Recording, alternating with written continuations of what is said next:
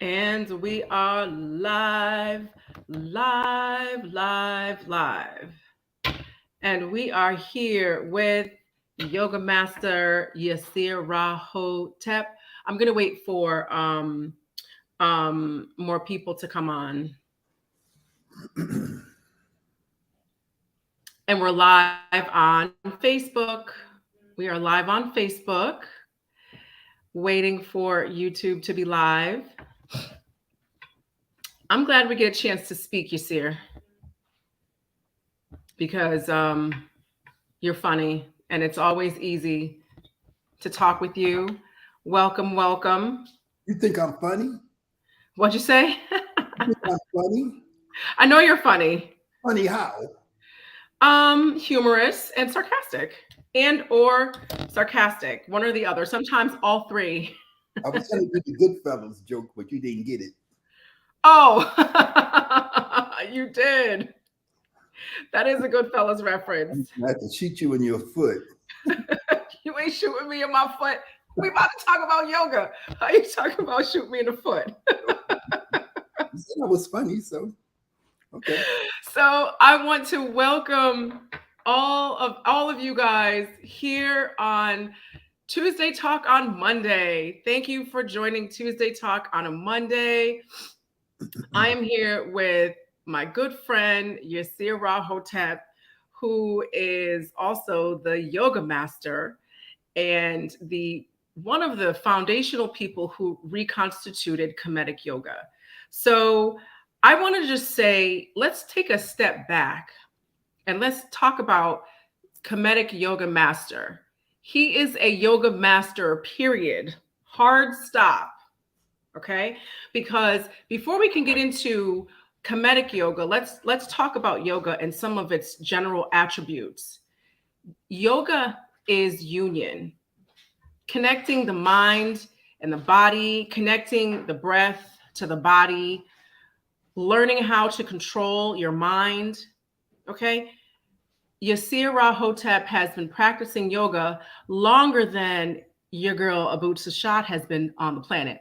Now, I look young, so you might not be able to tell how old I am. But my point is this: he's a yoga master first and foremost before he's a Comedic yoga master.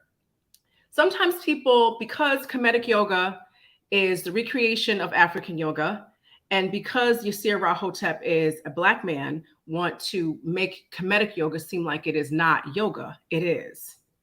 Or that because he is a Kemetic yoga master, that he is not a yoga master in general. Well, he is. So this man needs to get his due respect. So I just want to make sure we started off by acknowledging that he's not just a yoga in this one area. When you become a master in this area, when you master in something that's specialized, that means that you have a mastery of the broader physical and mental and emotional entities to whatever it is that you're talking about, but especially when it comes to yoga. Okay, so I just want to drive that point home first. Now tonight is probably going to be a little bit of fun because Yasir and I are friends outside of having done yoga and stuff like that. So without further ado, I'm introducing my friend and yoga master and Comedic yoga master, Yasir Hotep. Round of applause. Yay. Welcome, Yasir. Well, thank you very much, Sister Abu Sashad. Medic. I can't say the rest of that. Okay. Yes.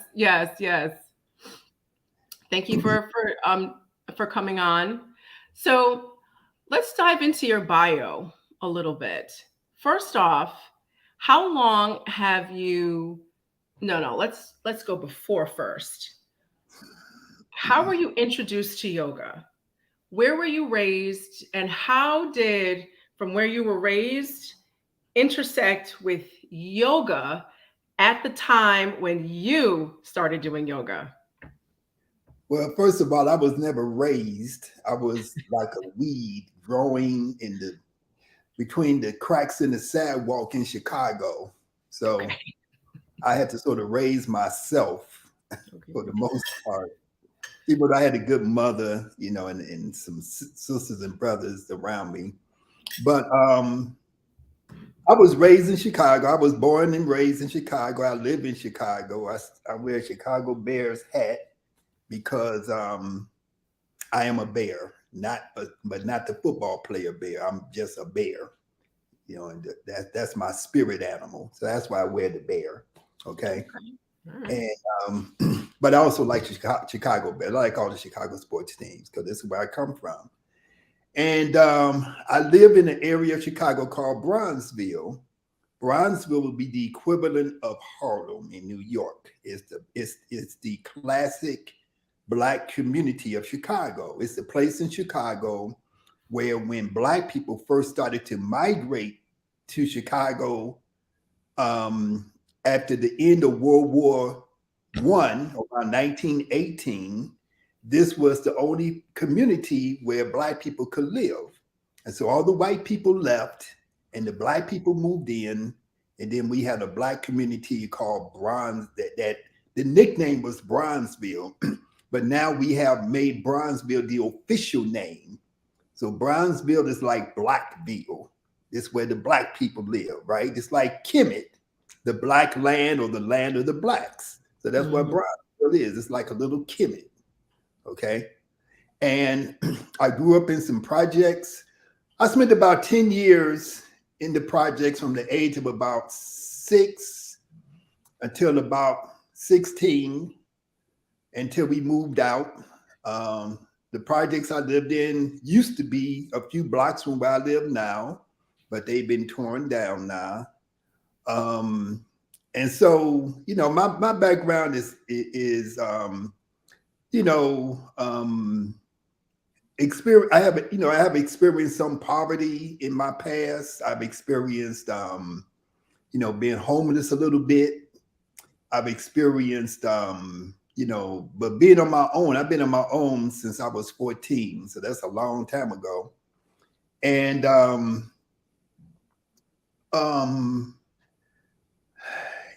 wound up, I played football in high school. I went to college, played a little football in college, and then I quit when I figured out that it was just a waste of my time. I didn't want to injure my body. So when I turned 21, I decided that I was going to change my diet because I had a very unhealthy diet, like most people did. I drank alcohol, I smoked cigarettes, I smoked a lot of weed. I did other types of substances that weren't really good for my health. And so I did a lot of those bad things between the age of 14 and 21 for about 7 years. When I turned 21, I said, I'm going to change. I'm going to stop. I had been exposed to people who were health conscious. When I was 12 years old, I went to the Afro Arts Theater, which was a theater that was formed in Chicago in the 60s, right? So I was 12 years old. And I went to this Afro Arts Theater that was founded by one of our great pioneers, whose name is Phil Karan. And it was in a converted movie theater. And so when you walked into this theater, the walls on each side was all the colors of the spectrum, right? So it was like you were walking through this color spectrum. When you went to the concession stand, they had bean pie, they had carrot juice, they had veggie burgers. This was in 1965, 1966, right? And I'm coming from the projects. I ain't never seen no stuff like this before. So it was blowing my mind. Like, how do you get some juice from a carrot? How do you get some bean from a pie? How do you get a burger from some vegetables, right? So this is what they was doing back then. And everybody had on African clothes. They had on dashikis. They had big afros and stuff, And they had a band there that was called the Pharaohs. And they was playing this really deep African music, right? This totally different music Phil Karan, he had came out of Sunrise Orchestra, right? I didn't know none of this stuff. So I'm just giving you some history about how I got shaped and what the influence of Chicago is, right? And so so I was exposed to this, but I was only 12 years old. But this band, the Pharaohs, it had the people in the band became Earth, Wind, and Fire. Right. People in the band became members of what's his name? Oh, not Otis Redding. I'll think of it in a minute. But a lot of famous musicians, you know, came from this band, right? That was called the Pharaohs. They was playing this African, ancient Egyptian types of music, right? Space music, you know, avant-garde jazz. And so that was my first influence in seeing something that was totally different. Then I went to Jamaica. My father's from Jamaica. So the only time I went any place was when my father decided to take me to Jamaica around the same time when I was 12, 13 years old. Went to Jamaica, got on the airplane, went across the ocean, you know, never seen no stuff like this. Went to Jamaica, looked up at the sky at night, and I saw the whole Milky Way. When it took a glass bottom boat in the ocean and saw the coral reefs and stuff, right? All the life and stuff in the ocean. You know, went to Spanish Town and different places to see all these historical stuff, right? Went up in the mountains, you know, never, you know, I was a kid from the projects. My mother and father was divorced, but my father took me to this Jamaica and it opened up my mind. Then when I was in sixth grade, all of this was around when I was 12, 13 years old, 1966, 1967. I was in sixth grade and I went to a Catholic school, but I got my first black male teacher, and he was a lay teacher. He wasn't no priest, and of course he wasn't a nun, right? He was a brother. This brother had been in the Vietnam War. This brother was very conscious, and he brought speakers to us to speak to his little sixth grade class. He brought brothers who was revolutionaries. He brought brothers who had on dashikis. He brought brothers who had afros, you know, and sisters to come and speak to these little black kids in the ghetto. And he had us read books by J.A. Rogers, great black men of color, you know, kings of Africa, and so on and so forth, right? And so we was experiencing these things. And then 1968, I was in eighth grade. They killed Martin Luther King. You know, they had killed Malcolm X, who I had also knew about, and I had read his autobiography, you know, a little bit later. But all of these things was happening. They killed Fred Hampton in Chicago, right? Like 19 years old, revolutionary brother. You know, they made a movie about this. So all of these things was happening. And I tried to join the Black Panthers. When I was 16, the Black Panthers told me that they wasn't taking no more applicants because of the fact that they was getting infiltrated so much that they had cut off people joining the Black Panthers. But I wanted to, you know, do stuff, right? And so, you know, so I had this thing inside of me. Later on, when I was in my later teens, and I met a brother named Hamid Drake. Hamid Drake is a musician. He's one of our great black musicians that nobody ever hears about, but he played with Pharoah Sanders, right? He's a percussionist, you know. Me and him was going to the same college. So I met him, and he was a vegetarian. He was eating unleavened bread and some dates. And I was like, man, what is that you eating? You know? And he broke it down to me. He was reading a book about Taoism. And I asked him, what is Taoism? What does that mean? He said, it's pronounced Taoism. So all of those things sort of got into my consciousness. So by the time I turned 21, I said, I'm going to stop eating meat. You know, I'm going to stop eating. I'm going to stop drinking. I'm going to stop smoking cigarettes. And I immediately became a fruitarian. The only reason I was a fruitarian was not because I knew what a fruitarian is. It was only because I didn't know how to prepare. I didn't know how to cook. I didn't know how to prepare food. And so I just ate fruit. I ate nuts. I ate seeds. I ate raisins, dried fruits and stuff. I drank different herbal teas and, juices and stuff. And that's all I had. And so I did that for about a year. During that year, I was in school. I went from a 2-year college to a 4-year college, University of Illinois, Chicago. And I formed a Black student organization called the Black Student Organization for Communication. Me and some other brothers founded this organization to be like a Black student organization at the campus. This was like 1975, right? And so we formed this organization. And during that time, I was interacting with different people. I met a sister who told me about yoga. And I was a vegetarian. I would run 5 miles a day. I would do push-ups and sit-ups. That was my exercise. I would meditate. But I didn't know nothing about yoga. When I thought about the word yoga, I thought about a little Indian man sitting in a diaper humming and stuff, right? That was my idea of yoga.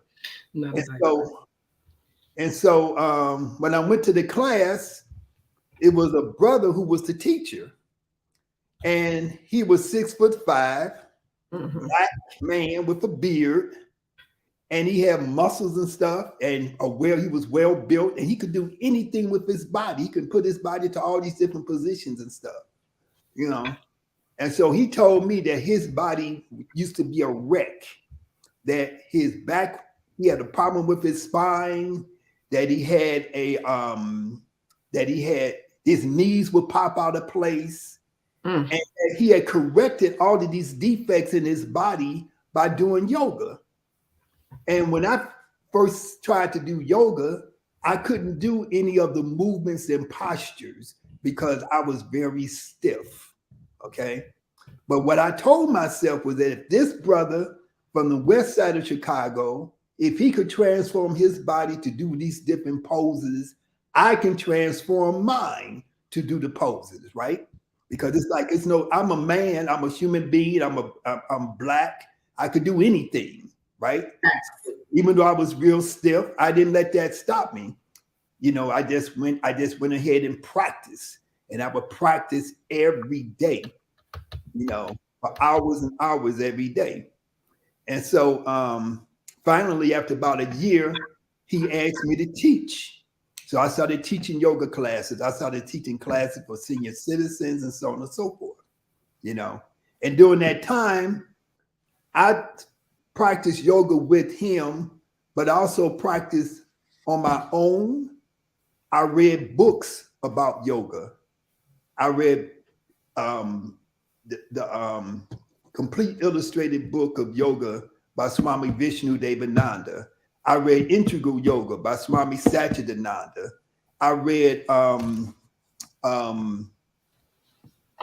by BKS Iyengar, all of these great yoga masters, right? So I was very familiar. We used to go to lectures and stuff by different yoga masters from India and stuff like that. But in by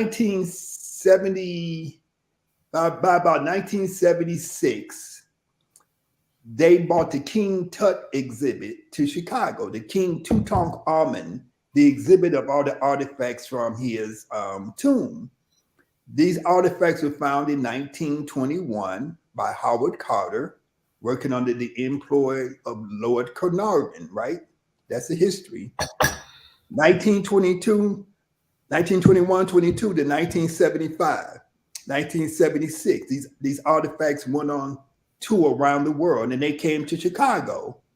In that exhibit, we saw a chair that had a yoga posture on it.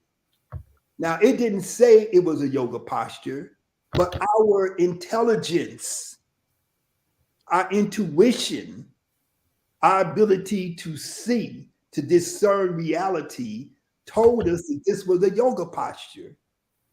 And so we looked at the symbols that was on this artifact. This was on the back of a chair that was in Tutankhamun's tomb. And we looked at the symbols. We said that symbol represents the crown chakra. We said that symbol, there it is, right? I'm sharing it. Yeah, thank you. So we said that the sun disk, the Aten, right? We know we call this the Aten now, right? That's a sun disk on top of his head. We said that represents the crown chakra. When you practice yoga, your goal is to bring life force, energy, what they call kundalini energy. They use the metaphor or the symbol of a snake. And it's two snakes or one snake going up the spine. When it comes up to the crown of your head, it represents, they use the idea of a lotus flower opening up. They say it's like it's a lotus flower with 1,000 petals. And they say that when you practice your yoga and you have this this transformation, or you have this awakening, that is like 1,000 petal lotus flower opening up at the crown of your head. And so when we look at this, we say that sun disk, that Aten at the top of his head, that represents the crown chakra that they talk about in yoga. On the side of that sun disk at the top of his head is two snakes. Why they got those two snakes there? The snake in every culture on the planet Earth represents internal life force and energy. When you look at a medical symbol, the medical caduceus, what do you see? You see a staff. You see two snakes going up the staff. You see a round disc, and you see the wings. At the top of this chair, you can see the wings with the sun disk and the two snakes on the top. This represents the idea of life force. It represents the idea of transformation, that the practitioner of this system has transformed their consciousness and have achieved what we call a transcendent consciousness. They are not bound by all the rules and regulations of being bound to the earth in terms of their awareness and their consciousness. Our connection to the earth in terms of time, space, location, so on and so forth, are all generated by different centers in the brain that keep us in a certain consciousness. So we think about time. We say now it's 6:27 in Chicago. It's going on 6:28, and we're on that cycle, right? We say I'm in Chicago, I'm in New York, I'm in Connecticut, and your all of those ideas of where you are, what time it is, your location, all that stuff is governed by parts of the brain that are conditioned by our environment and by our experiences.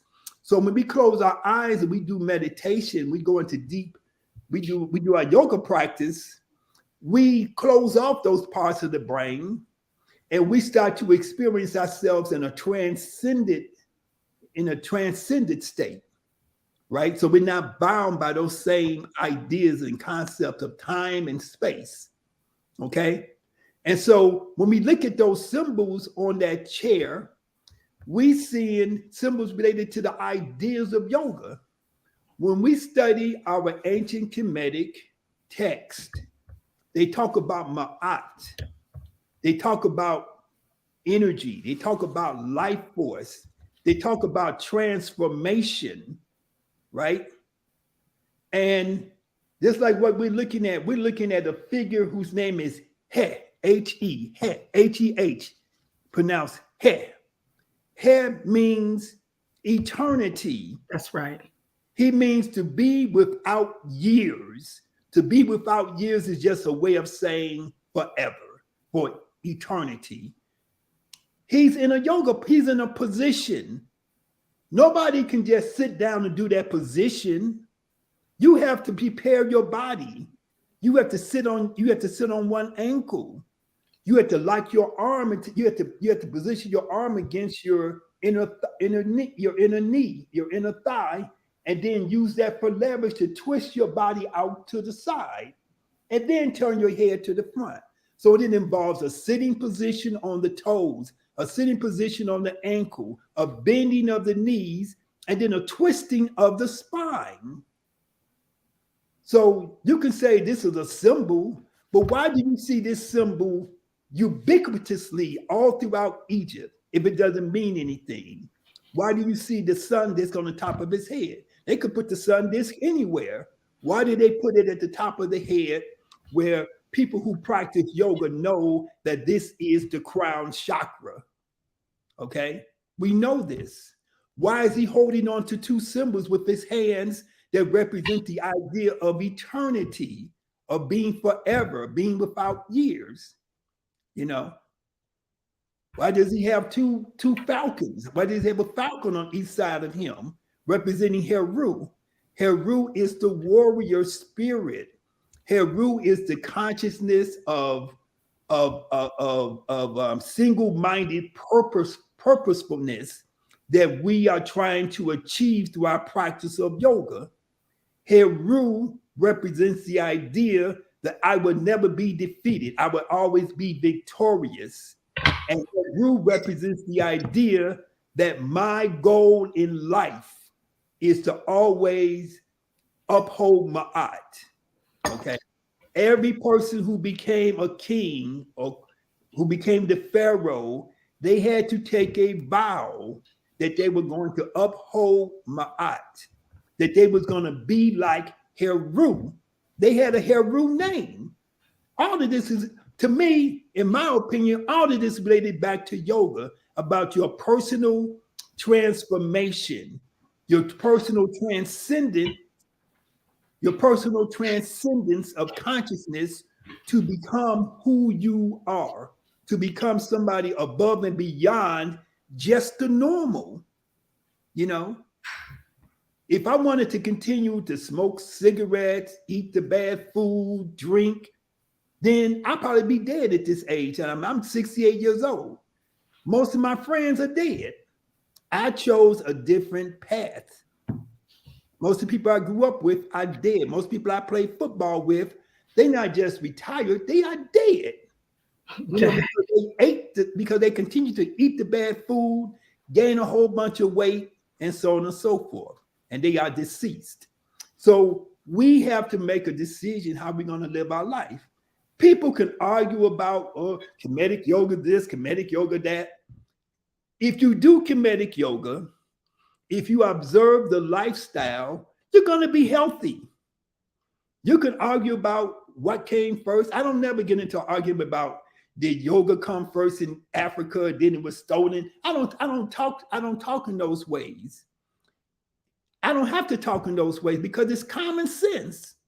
The oldest human beings came from where? The original human being came out of Africa. They came out of Tanzania, Ethiopia, Congo, those places, Uganda, those places down there in Southern and Central Africa around the Great Lakes region. That's where the original human beings that populated the earth came from. And they was African and they was Black.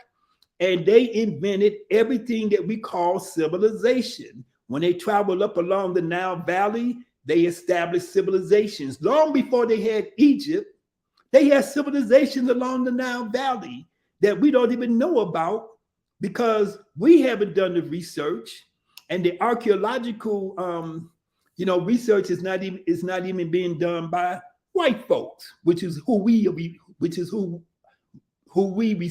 rely upon, for most of our information, right? So common sense tells you that there was civilization all up and down the Nile Valley long before there was civilization in Kemet.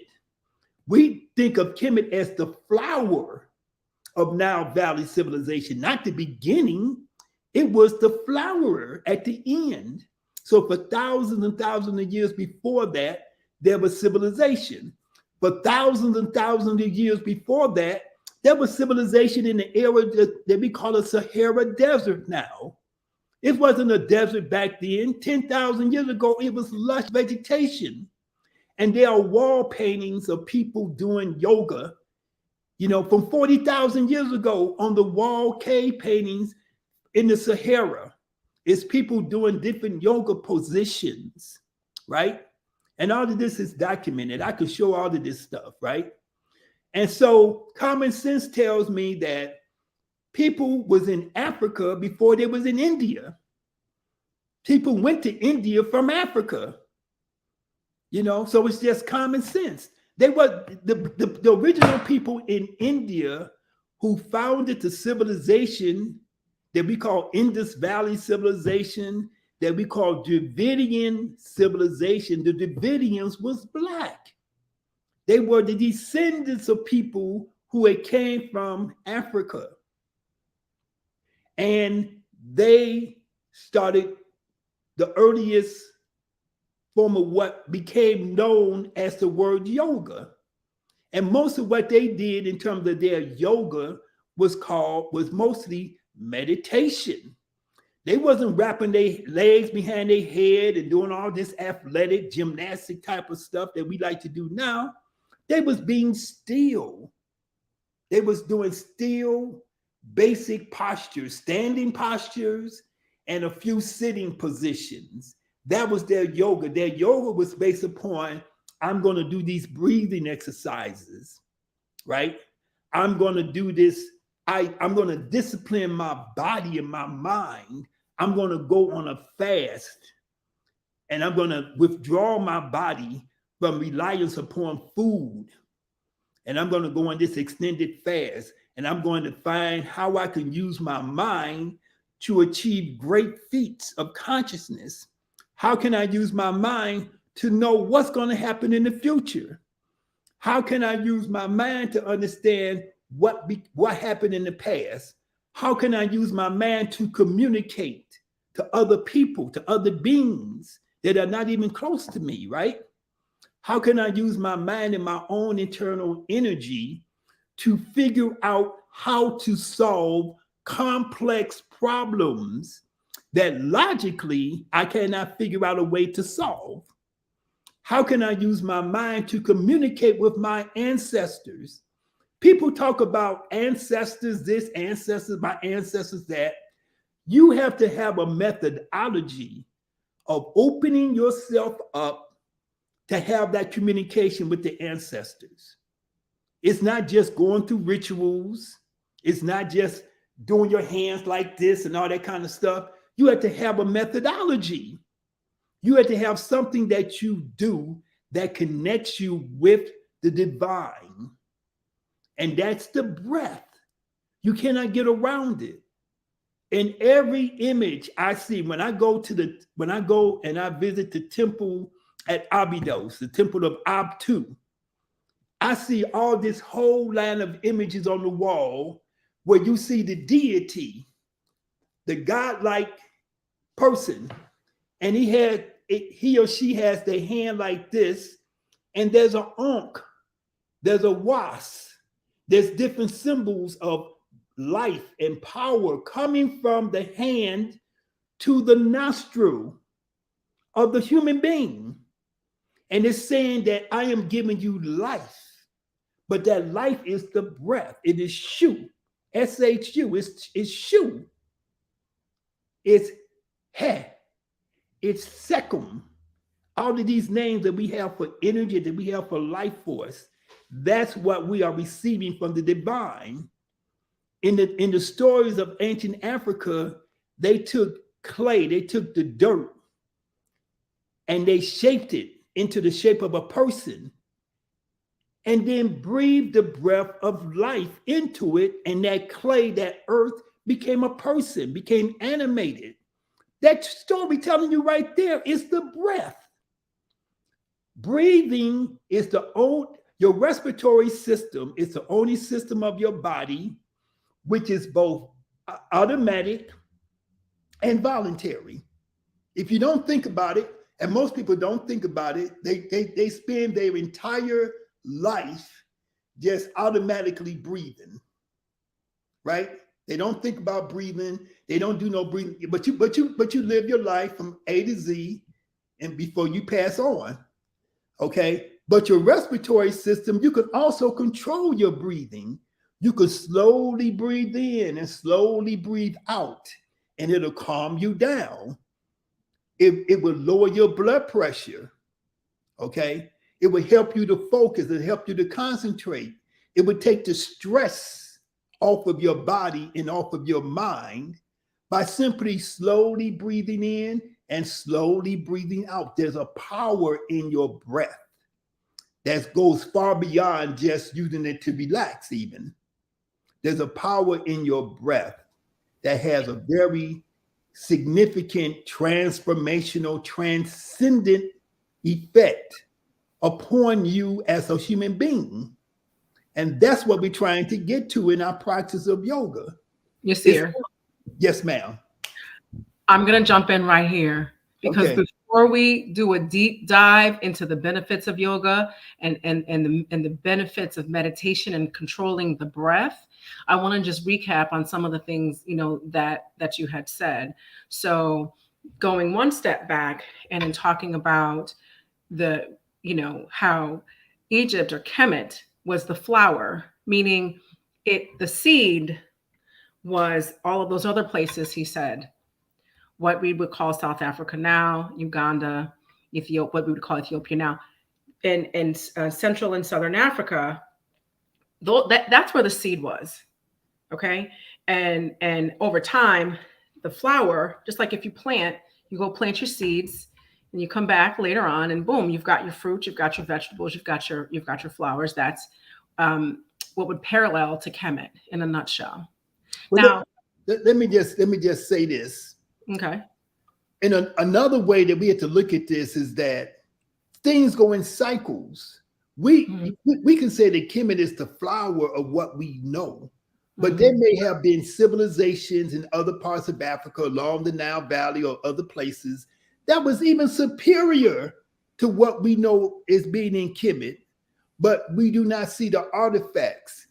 For Kemet, we only see about 10%. I've been to Kemet 30 times. You can only see about 10% of what actually used to be there. Okay, so I just wanted to add that to it. 30 times, y'all. Wow. Okay. I didn't know that. What was I saying, Yirser? Because you cut off my concentration. What was I saying? What was I saying? You was talking about Kemet being the flower and the different seeds. Oh, and right. Okay. Like that. I need to take notes when I'm in the middle of talking. Anyway, so the next point that I was about to make is the fact that we all will say African people were first. We had the first spirituality. We decoded the natural laws of nature. We didn't create those laws. We just had enough time to watch and decode them because we were on the planet long enough to see cycles, just as Yirser was saying, and decode what we were looking at. We were able to understand time so much so that we could create calendars. People say that Black women were the first ones to write down time in calendars so we could track our menstrual cycles. What? I said it's a shot. That's right. It's a shot. Yes. We we deciphered science. We deciphered math. We were the first to create vaccines. We were doing surgery. And then people will say, oh no, we didn't create yoga or meditation. Yoga and meditation is connecting the breath to stillness, like what Yirser was saying, focusing, lowering your resting heart rate. How is it that these people can say we did all of these monumental things? We built Mirkut, we built pyramids, we built tekens, obelisks. But we couldn't connect our breath to stillness? How does that make sense? Listen. Let me just say this. I wish the people who always got this, that, and the third to say, so Yirser might not defend it, but I'm gonna defend it because I'm a certified, registered 200-hour yoga teacher, Comedic yoga teacher, and I just like and respect Yirser, so I'm gonna speak on it. Where are the people who got all that heat? I don't see any of them in the comments. Where are they? Because I want them to answer basic questions. If we did all of those other things, how are we not able to sit still and connect the breath to stillness? You can see structures, monuments of people actually in meditation. They're actually in meditation. Okay? So I say all that to say this. It makes no progressive sense. It makes no developmental sense, meaning developing a civilization or developing a culture. It makes no sense to develop in science, because there is a science to the meditation in terms of what it does to the body. It doesn't make any sense in the development of math. And y'all know we're the supreme mathematicians. None of it makes sense to accept everything else that we know we did and people will defend, but then say we didn't constitute and use meditation just to use a modern term, and use yoga to use a modern term, that we didn't do that first. It doesn't make any sense. In ancient Kemet, there was a concept called reconstituted. This is documented, reconstituted. Okay. The Medu nature is an eye on top of a bed.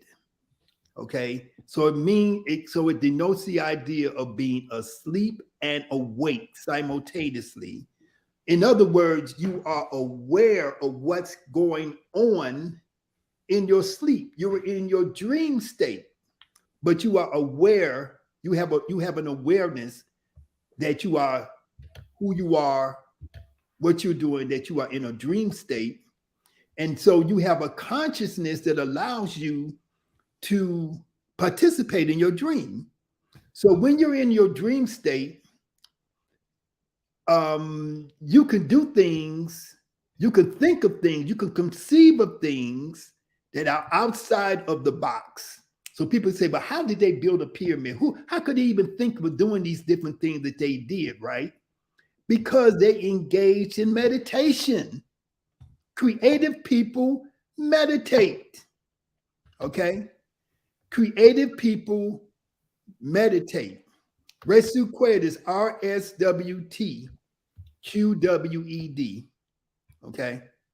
And so so today, all you have to do is read people's biographies.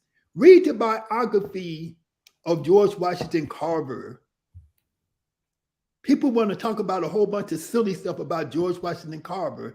George Washington Carver talked to the damn plants, and the plants told him stuff. George Washington Carver discovered information through his meditation. Einstein, the theory of relativity. If it wasn't for the theory of relativity, we wouldn't have internet, we wouldn't have we wouldn't have none of this stuff. Einstein came up with the theory of relativity in a dream, because the mind has the capacity to do so many different things. And our ancestors was masters of this stuff. That's why can't nobody today figure out what the hell how they did some stuff 5,000 years ago, because they don't have the same mentality. Because they don't have the same mentality. And I'm going to say it straight like this. All of the European and other nations and other groups of people who basically hate African people, okay, don't want to admit that not only did African people do this, but did it thousands and thousands of years ago, that the equipment that exists today did not exist back then, which means besides the fact that this is a monument that they cannot replicate, they can't even replicate it with the instruments of today. So how did they do it thousands and thousands of years ago? Okay. And so because they can't figure out how it was done and cannot replicate it and have tried and created such a mess that the Egyptian government told them to tear it down because it was dangerous, they'd rather say that aliens did it. And if you are at home and you want to waste your Saturday, the History Channel will have something on about how aliens created this and aliens created that. Just like what Yirser said, there was a different mentality, a different way the mind has been used. And that's why only our ancestors were able to create such monuments, because of the frame of mind and who we are as a people, but also because of the way that we were able to connect in that space. This is how I see it. This is again how I see it in my little head. there's like a Venn diagram where you have a bubble of knowledge and access to knowledge, like a well. And then there's a part that's awake and a part that's asleep. So it's like two circles, being awake, being asleep. They overlap, but then there's this like stretched out oval of knowledge. That's how I've always seen it. And to me, that's Reset Quet, that space right there. And you can access it when you are on a vegan diet, which is no dairy and cheese, and what's the other one? Eggs, and none of that, and drinking lots of water. If you went vegan for 1 week and had a regular sleep wake cycle, you will have dreams like you've never had before. And the only way to access that space is if you are pure or free of lots of pollutants and toxins that prevent you from thinking along that path. I just wanted to jump in and say that, Yirser, about that space and how to access it. And so as African people, you're able to access that space, and you are the original people. There's no telling what you'd be able to think up and what you'd be able to do. Yeah. And see, one of the things that we do, we don't, Runoko Rashidi was a great friend of mine, and we would talk all the time. We text back and forth and so on and so forth. One of the conversations, it's a moth in my room. One of the conversations we would have is about research and how do you know something? Because we have so many mythological ideas that float around in the in the Afrocentric woke type of community, ideas that make no sense. Like the Earth is flat, and all kind of other stuff that's not true. A whole bunch of different misinformation. But one of the things that we used to talk about, and I talk about with other ones of our friends like Yabari and Anika and Wayne Chandler, is the whole idea of knowing through another process. Knowing is not just a result of having some facts, okay? Having facts that says A, B, and C, right? You can also know things through your intuition. That's my whole point about Einstein. Einstein was a mathematician, right? He was trained in mathematics, but in addition to his training, he was able to access different parts of his consciousness during his sleep. Mm-hmm. George Washington Carver, another Black man, he was a trained scientist. He understood biology and chemistry. He understood all those different principles, but he also knew that he can communicate with plants, that he can meditate on the plant, and the plant, he will receive information from there, right? There are stories from ancient Kemet where the pharaoh had a great problem that he didn't have an answer to. And he went to all of his different advisors, and none of them can tell him the answer that he needed to have. And then he was being ferried across the river on a boat, by the ferryman, going across the river back and forth, just like how you went and you went on the felucca, right? You go back and forth, right? And so somebody told him to ask this ferryman, who all his job was to go back and forth across the river, to think about the answer to this question. And the ferryman gave him the answer. Because the ferryman, and when the pharaoh asked the ferryman, how do you know the answer? He said, because when I look at the waves in the water, when I look at the patterns in the water, those patterns are a reflection of the universe. and it gives me information. So he's not just looking at, little patterns. He's also in a deep meditative state as he serenely goes back and forth across the river, right? And so this allows human beings to have access to other information. And so we have to use more faculties than just, the left brain. The left brain is your logic. The left brain is your mathematics. The right brain is your creativity. The right brain is your intuition. And so we have to learn how to not just, some people say my intuition makes me say this. You have to develop your intuition. You can't just say whatever pop up in your head because it pop into your head from nowhere.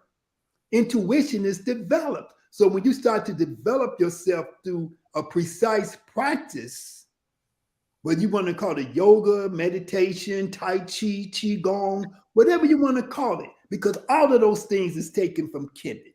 All of those things were developed, even in other countries, by the original Black people in those countries. Okay? Astral traveling, all that kind of stuff. We could do many more things than what we give ourselves credit for. But as long as we keep thinking like white people, that only the physical reality is real and anything outside of that is unreal, we're going to be stuck in a white man's world. We can wearing dashikis, wearing some African clothes, having some African names, and still denying everything about our ancestors, calling it. I've heard some scholars call it spookism when you believe in the spirits and when you believe in the ancestors. So we need to come out of that BS, and we need to start thinking. And the other thing we need to stop doing is acting like the only way you can know something, you have to go to India to learn yoga. You have to go. There's not even no damn Indians teaching yoga no more. The white folks have gotten rid of all the Indian yoga masters. The other dude with the hot yoga, he was the last one. They got rid of Bikram. They ran him away because they said that he was having sex with the little white ladies, right? Which he was, but they was throwing themselves at him too. And he just let himself get caught up into it like a foolish person. But so it's no more Indians around. If you really do your research, you'll find that almost every one of those Indian yoga masters was pushed out of America when they was accused of sexual impropriety. Okay? And so I'm not saying that they didn't do the things that they were accused of doing. I'm simply saying that it's quite a coincidence that they all going for the same reason. And that we as Black people, we think that if we wanna learn yoga, that we got to go to Mysore, India to learn yoga. I could teach what they call Ashtanga yoga. I could teach Iyengar yoga. I could teach Bikram yoga. I can teach Kundalini yoga if I chose to. And I could go downtown and go into these big places and do all that stuff, But I don't choose to do that. I choose to do Comedic yoga because I'm trying to be pure to my ancestors. I know yoga. My teacher was a great yoga master. There was no style of yoga that he doesn't know. There's no style of yoga that I don't know. So people say, oh, you shouldn't use the word yoga. I teach yoga. I don't care. I don't mind using the word yoga. I don't mind using the term Kemetic yoga. But what I really call Kemetic yoga, I call it simply Ma'at. Moving towards Ma'at, becoming one with Ma'at. Harmony, balance, justice, reciprocity, and order. That's what Ma'at is. To me, that's all yoga is. I don't care what word you use to describe it. It's all the same thing. People get caught up into too much little stuff that they start tripping about. So I want to go back to when you said Indians ain't even teaching yoga anymore. yoga has been colonized, and it's turned into a profession and a business for white women, quite frankly. So, I mean, and going back to what Yirser just said, is basically what I was saying at the beginning, that he's not a master of just one type of yoga, that he's a yoga master, period. Hard stop. Space, like if we're typing space bar twice, we're going to put some space around that, put some respect on his name, because he can do any type of yoga. One reason is because he's been doing it for so long. Also because, just like what he's saying, these names take away the essence of the fact that it's really moving the body. It's connecting your breath to stillness, into the body, and learning really how to control your mind so you can control your life. Because if you can control your mind, you can control the things that you say and that you do. The other thing is, he's absolutely right. The yoga, the Indian yoga masters, they were all dethroned for similar and same reasons as Bikram Choudhury, who had the whole Bikram yoga empire. But I want to be clear. Uh-huh. There are Indians still teaching yoga, but I'm talking about the Indians who founded the main schools of yoga. Mm-hmm. So Iyengar was never accused of anything, but he's dead. He's dead. Toby Joyce, I don't think he was accused of anything. He started Ashtanga yoga. He's dead. He's dead. But you got the guy from Kripalu, you got Swami Rama, you got a whole bunch of different ones who were defrocked, so to speak, right? And so they're going. So I'm saying that after Bikram left, there are no more like big time yoga teachers out here who are from India, right? In the United States or in the Western world. Most of them now is going to be white people, right? And so Black people who want to do yoga, they think, oh, I got to go here to this. When we do Kemetic yoga, we have quality assurance, we have best practices, and we have quality assurance, right? We emphasize those two things. When you're doing yoga, the main thing you want to do, I don't care what you call it, you want to be safe, right? You don't want to injure yourself. Hundreds of thousands of people get serious injuries from yoga class every year. Yoga is the most popular from an industrial perspective. Yoga is the most popular exercise system in the fitness industry, right? Yoga is number one, and most yoga is done as a physical exercise relegated to stretching. When we do yoga, we don't call it stretching. A lot of people want to call yoga stretching. It's like calling, what we call it is ma'at. It involves the body, it involves breathing, it involves slow movement, and so on and so forth. But there's a science behind what we do. So, I don't know. You got to guide me further into the conversation, because I'll just keep on going. Well, I was actually going to bring up Comedic yoga, the yoga teacher training. I was going to bring that up. And, I have 2 certifications. Before I found or knew who Yirser was, I did an Indian yoga, Hatha yoga teacher training. After that, I did Yirser's yoga teacher training. If I had done Yirser's first, I don't think I would have done the other one, because so there are certain postures and therefore physiological and physical and health benefits that are only found in Comedic yoga. So let me take a step back for those of you who don't really do yoga. Yoga was originally, one of the benefits of yoga is it's like medicine. It helps you heal. I think people pretty much, have that down, but it helps you to heal the body. And by learning how to regulate the breath, and also by making conscious choices to change what you eat and how you live your life, you start to have physiological and health benefits from yoga. Okay. So different postures offer different benefits. There are certain postures in Kemetic yoga that are only in Kemetic yoga. So if you're following what I'm saying, if a posture yields a benefit, and there are postures that are only in Comedic yoga, therefore there are benefits that only come from certain postures that you only find in Comedic yoga.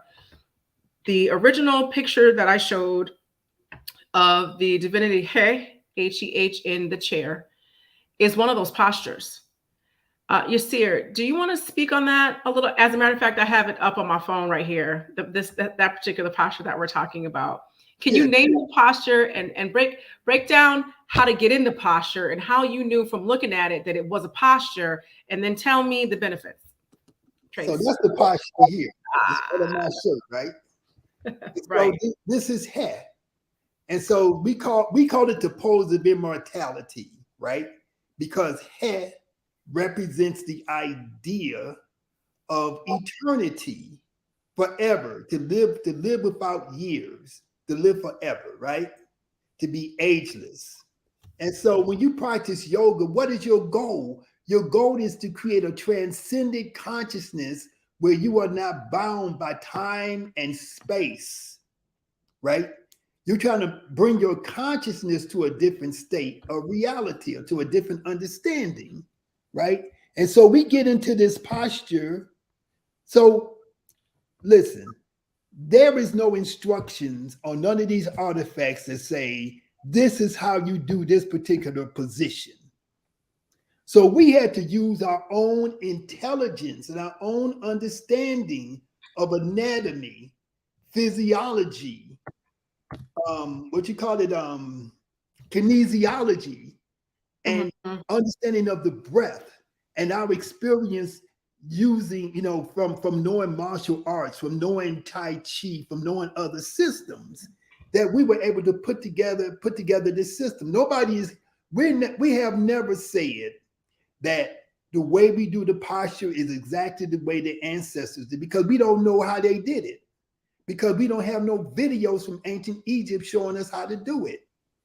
But we can use our logic. We know that our ancestors dealt with something that we call geometric progression. They were masters of geometry. Look at this posture. It is geometrically correct. It is geometrically perfect, right? And so that's telling you that your goal in life is to bring your body into a state of perfection. So when you see statues and images of Imhotep was a great master who had went through the whole curriculum. It took 40 years to go to the educational curriculum of ancient Kemet to become the grand master.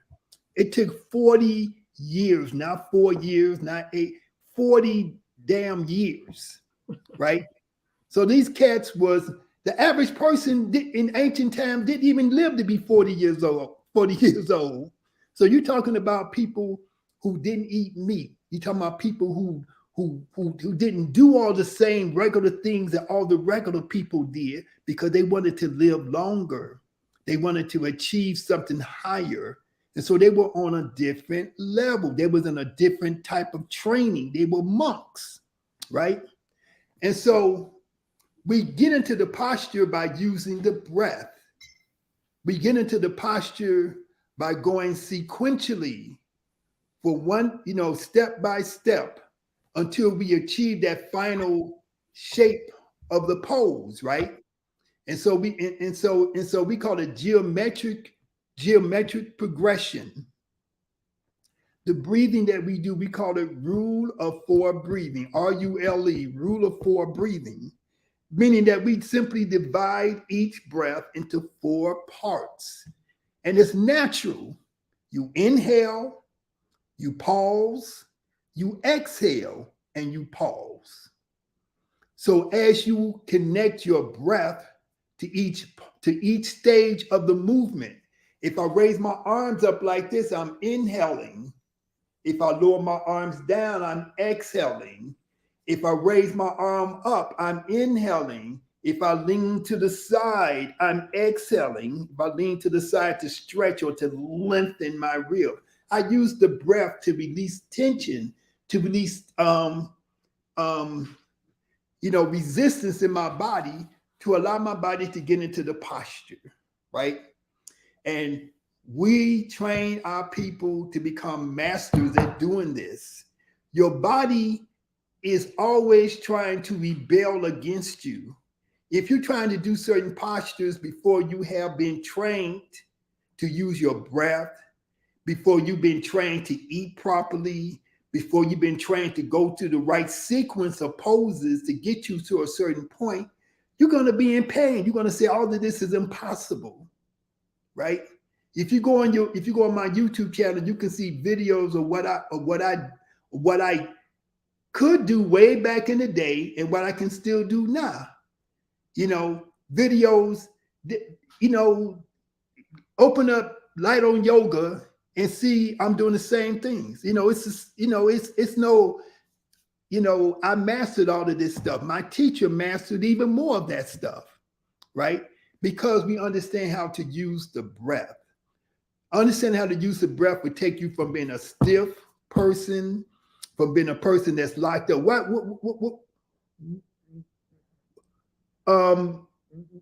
What is it that, what y'all talking about? Call yourself fine. Who said that? I can't hear you. I can't hear you, sister. I was just teasing you. I did it before. I can do it now. I'm still fine. That's what you said. I'm just saying, keep going. Okay, I didn't know what you're talking about. Okay, so listen. So you're going to use, what I'm saying is that, why do you want to become flexible, right? That's one thing, right? Black men especially, they say, oh, I'm too stiff to do yoga. If you stiff, you should do yoga.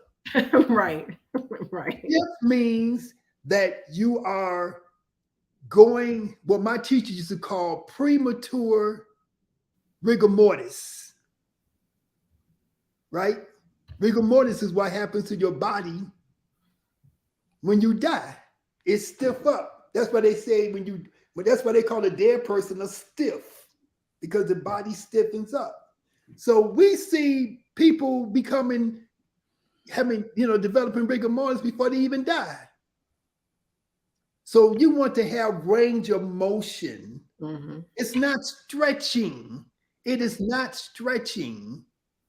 You're developing a range of motion in your joints. You're not just stretching your muscles. You are mobilizing the joints. A lot of people have heard of something called frozen shoulder, where the shoulder don't move and stuff, right?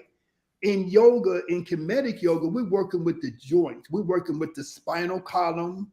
We're working with the fingers. We're working with the wrists, the elbows, the shoulders, the cervical vertebrae of the neck, turning to the left, turning to the right. We're working the spinal column, turning to the left, turning to the right. We're working the toes, the ankles, the knees, the pelvis, the hip. We're working throughout the entire body, not to stretch, but to engage, to bring health to the joints.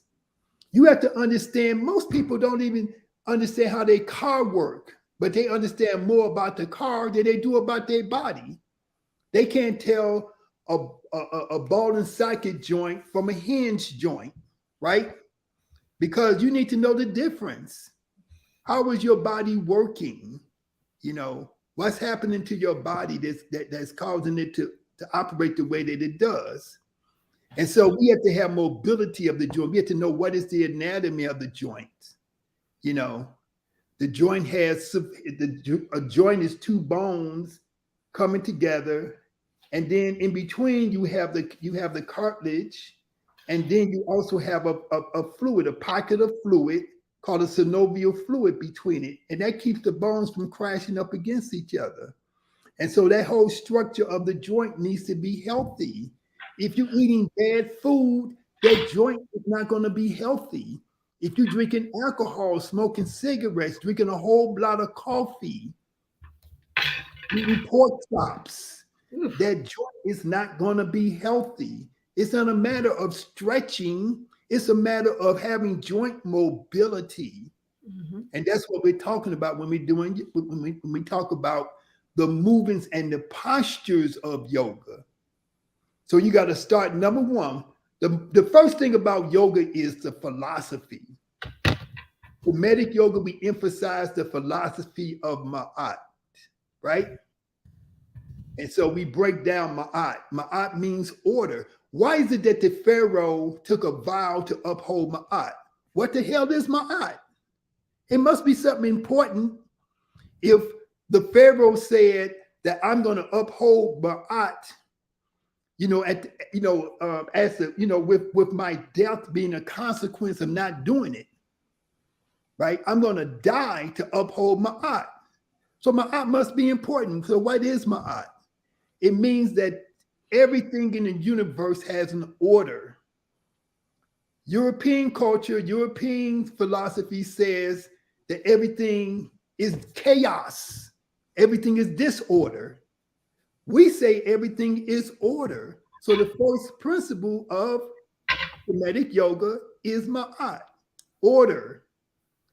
That there must be harmony between things. Why is this fool, in Russia starting a war? He could figure out a harmonious way. He ain't about Ma'at, right? And I'm talking about this dude now because that's who's in the news. But look at all the crackers here starting wars and stuff, from George Bush to George Washington, all these people, right? So we're talking about how that whole culture is built upon the idea of chaos. It's built upon the idea of exploitation. Yes, Comedic yoga is built upon the idea of Ma'at. Ma'at meaning that there's an order to everything, that we seek to have harmony, that we seek to have balance within ourselves. We have to start with our own selves.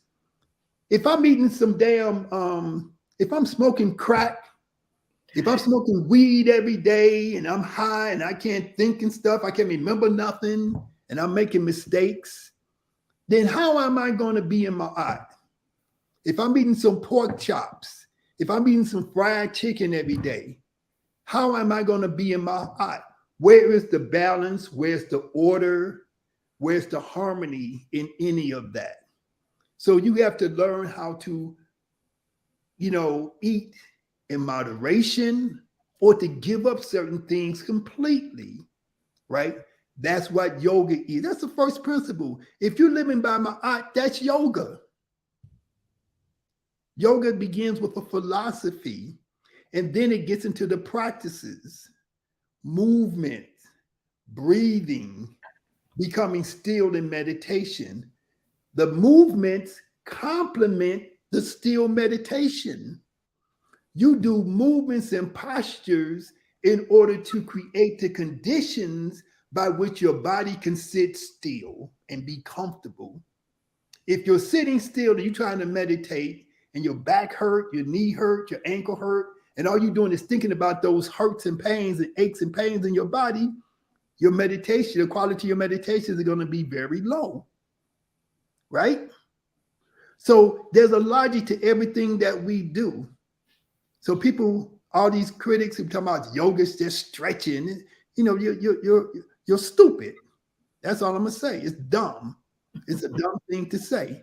Maybe it's not dumb, or maybe it's just ignorant. It's uninformed. Understand what people are doing before you criticize. You don't know what you're talking about. Right. It's ignorant and condescending. Because just like what you said, if you don't know what people are doing, then how can you comment on it? You should be asking questions if you really want to say something. I had one dude tell me that controlled deep breathing was unhealthy, and he went and found some piece of bull crap on the internet that was talking about the dangers of deep breathing. And I guess, how the hell are you going to tell me that deep breathing you're going to tell me that something that you do, which is to inhale and exhale, is dangerous. The same person on his Facebook page, he was smoking a big giant cigar. Now you know what that cigar symbolized. That's not this show. That's Tuesday Talk After Dark. Okay. No, I'm kidding. Yeah. So what were they saying was the reason that deep breathing was dangerous? I'm just curious. It was too stupid for me to even get into. It's like if somebody tell me, it's like if somebody tell you that if you cut off your head, your face gonna look better. You know, it's just ridiculous. It's not. It's so nonsensical. It doesn't even deserve any type of thought to be put into it. Yeah, that sounds absolutely. It's like I don't want to think about that. That's too stupid to say when the earth is flat. Yeah, I've not ever heard any good defense of that particular theory. So let's talk a bit about your yoga teacher training. Why should people be trained? What is a 200-hour teacher? What's in yoga teacher training? In our yoga teacher training, we have 2 training manuals. Each one is about 200 pages long. So it's volume 1 and volume 2. They go through the history, the philosophy, the practices. They go through anatomy. They go through physiology. They go through nutrition. One time, Yoga Alliance, we are members of Yoga Alliance. Yoga Alliance is not a certification. Yoga Alliance is just a registry of yoga schools and yoga teachers. At one point, Yoga Alliance had some questions for me. I sent them my training materials. They have over 100,000 yoga schools registered with the Yoga Alliance. The person who I sent my material to told me that I had the best materials of any of the yoga schools that she's seen. All the white places, all of the big places, all of the different names and stuff with the Indian and Sanskrit that you gotta, and the other thing is that you have to learn, half the curriculum that you're learning when you go to these places is learning Indian culture and learning how to say all these different words in Sanskrit. That's true. We don't bother you with that. We don't even try to make you say everything in the Kemetic language, right? We give you names, we give you the Kemetic names for some of the key concepts and some of the key postures, but we're not going to make you spend half your time being able to say things in Madhu nature, right? Because when they do that in Sanskrit, they're doing that because they're trying to acculturate you to that ideology. They're trying to acculturate you to that system and to that culture. They want you to have an allegiance to the deities, to the different Krishna and whatever the names of them are. We don't have that. You know, we're going to teach you about Ma'at. We're going to teach you about Asar, about Aset, about Heru, and what they mean as archetypical symbols. Archetypes. They represent principles that guide us in our proper behavior, how we should be. They are examples of how we should be. All of the stories are not literal stories. Right. The stories are giving us lessons about how we should be, how we should behave, how we should deal with different situations, how we should persevere, how we should be single-minded. When I look at the story of Asar and Aset, I see the story of how great Black women are. The man, he go, his brother, his brother's jealous or whatever, so his brother trick him and tell him to go lay down in the box. He go lay down in the box, and then he get killed and chopped up into all these pieces and stuff. Then the wife say, God damn, he always doing this, doing that. I got to go put him back together again, resurrect him, and get pregnant at the same time to make the Savior to come and correct everything. She do this all by herself, right? That's what our set does, right? If you think about it, just put it in, just put it in basic common sense way, and then he's resurrected, and he's back to being Asar, being the king and stuff, and all that stuff. But it's because of the woman, and so we emphasize the development of the woman's, her consciousness, taking her rightful place with assertiveness in the world. We emphasize those things, right? And we also, and like we don't emphasize that for the male too. We emphasize that for everybody, but we don't put no woman down. We elevate the woman because we know that the woman, especially the Black woman, has been put down. So we deal with these things. Who is the man? What is the role of men? What is the role of women? What do they represent, metaphysically and in our society? So we also learn best practices. What is the best way to do a yoga practice? To get the most out of it. When you do a yoga posture, that's why they say the word stretching is so silly. When you do a yoga posture, one of the things you want to do is lengthen your muscular system. You want to align and correct your skeletal system. Right. So if your knee is got an injury, if your back is swayed or your back is crooked or your neck got a crook in it, you want to correct those things. Those are defects in your skeletal system. When you have those defects in your skeletal system, they can affect the movement of nerve function from the spinal cord into the organs. All of your organs, all of your glands throughout your body are attached to your spinal cord. And so the spine needs to be free of any type of tension, of any type of abnormalities. So you're not stretching, you're trying to correct your body. That's right. And so this is how we teach yoga. We're not teaching yoga. I'm going to stretch my hamstring or I'm going to strengthen my core. You're going to get those things done to your body anyway, right? But the thing about it is that you want to have a total understanding of your body. The other thing is that we do our movements and postures, and this is what we teach in our teacher training, to stimulate the function of your organs.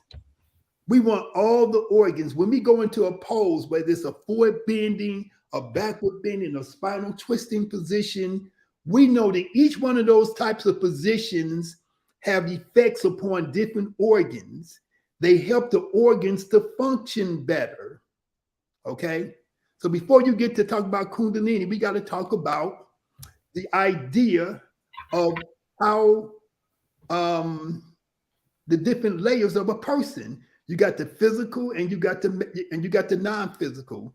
So we got to talk about the muscular system, which we talked about, lengthening the muscles. When you lengthen the muscles, the blood vessels go through your tissues, right? The blood vessels have to go through your muscles. If your muscles are tight, you're squeezing the blood vessels. You're constricting blood circulation. So you lengthen the muscle by extending and exhaling into the position, and that pushes the blood into the tissues. And the blood carries what? The blood carries oxygen, and the blood carries nutrients. And the blood provides everything that the body needs to be able to cause the body to heal itself. Okay? So I'm trying to take everything step by step before I get to the energy, right? So you got why is it important to lengthen your muscles? When you lengthen your muscle and you do these postures, right? You're also pumping cerebral spinal fluid. Cerebral spinal fluid surrounds your brain. Cerebrospinal fluid surrounds your spinal column, surrounds your spinal cord. Cerebrospinal fluid also surrounds your nerve endings, your nerve channels that move through your body.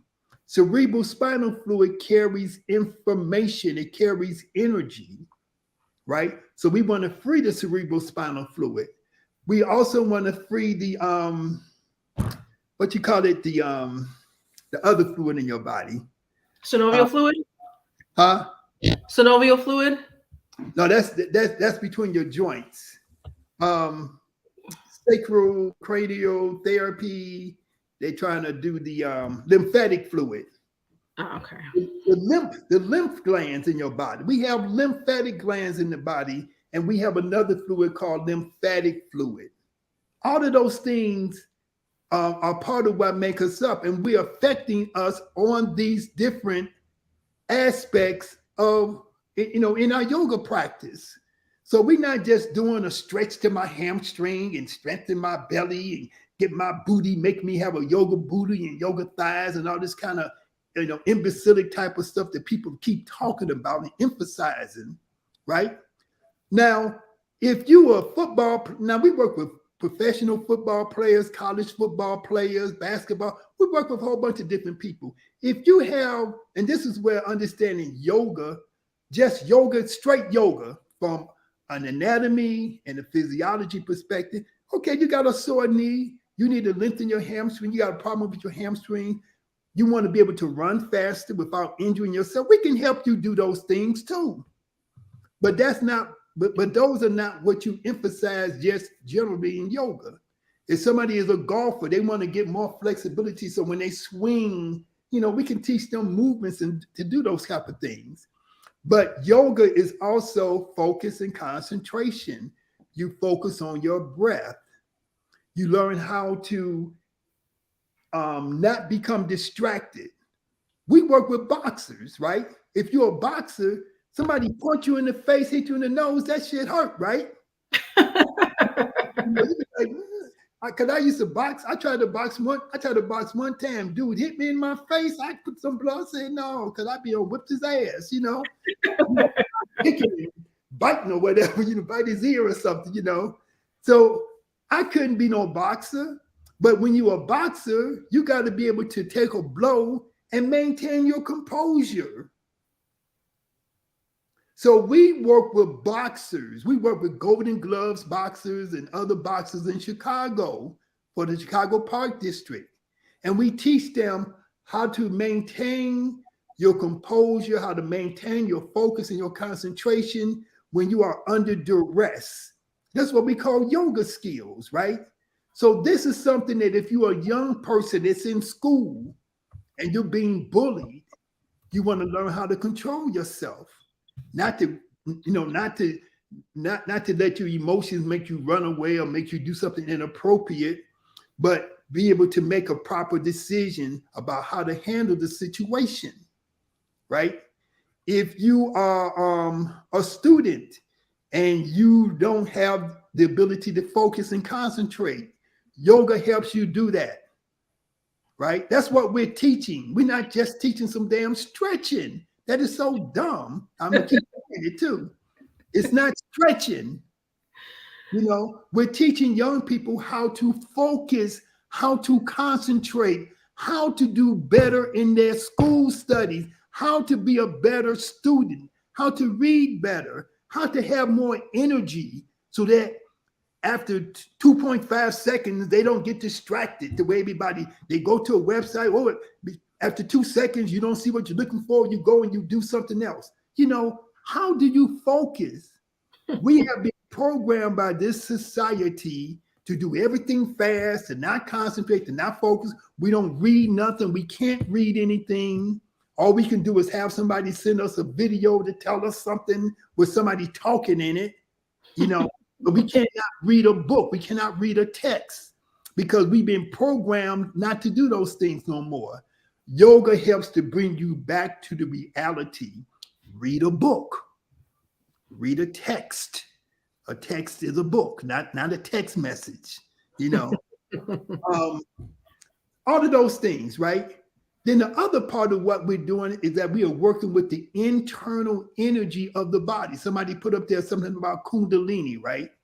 The name Kundalini is an Indian Sanskrit word that simply makes reference to this idea of life force that moves through the body. And when you're practicing yoga, from their perspective, you're trying to cultivate this internal life force, right? And so they have a style of yoga, which they call Kundalini yoga. One of the reasons why I don't deal with their definitions of yoga is because when you say things like Kundalini yoga, the idea of Kundalini is something that is an integral part of yoga, but you get to that after you do other things. There was no, it was only Yogi Bhajan, a person named Yogi Bhajan, who introduced what they call Kundalini yoga. But before this guy came to America and started talking about, we're going to do Kundalini yoga, the practice of Kundalini was something that you did as part of your development in the process of yoga. So you had to do your movements, your postures, all of your what they call Hatha yoga. Hatha yoga involves yamas and niyamas, things that you do and things that you don't do, things that you do and things that you abstain to. It's a whole system of things. Even from an Indian perspective, it's a whole system. So in the 60s, all of these guys came over here from India, you know, and they started becoming very popular because they was attracting all the people from Hollywood, right? Yogi Yogananda, he came to America in the 1920s, and he was at Howard. I got a picture of him at Howard University talking to black people. Black people been doing yoga for a long time. You know, Rosa Parks did yoga. Yeah, but I'm talking about before Rosa Parks. I'm talking about like back in the 20s when Rosa Parks was a little girl. You know, so okay, go ahead. I'm sorry. I think that this is a really good explanation of what yoga is and what yoga isn't in terms of, you know, just the cultural component to it, how old it is, and the actual true blue benefits of it. It's for healing. It's for the body. It's not to get a big butt and just stretching, and it's just not that. And just like what Yirser said, all that stuff it's dumb and juvenile, period. And once something has become westernized and commercial, it usually just becomes just for show, and it just loses its substance. And it's really important that we understand how powerful yoga can be, how powerful it is if it's done right, and it's accessible to anyone because you start where you are. And in a nutshell, you start where you are, you get in alignment, and you move your body. And you connect your breath to this movement. So I just want to say, if you want a nice thighs and a nice butt, you could do yoga. You could do Kemetic yoga if that's what you're seeking, right? Because suppose you're an athlete and you want to, and you need to strengthen your thighs and whatever, you need to be able to pump your legs. You need to be able, you could get all those things in our classes that we teach, right? Because we're going to teach you the proper way of doing those things, not just be stretching. So those benefits in terms of your arm, you know, you're going to get an increase in your musculature, right? Your muscular system is going to be better. You know, you're going to get stronger. You're going to have more flexibility and more range of motion as a consequence. The point is that this is not your goal. Those are side effects of the practice. Yep. The goal is elevating your consciousness. Yes. In the process, you're going to do movements and postures that are going to have benefits to your entire body, your health, your wellness. You're going to look better.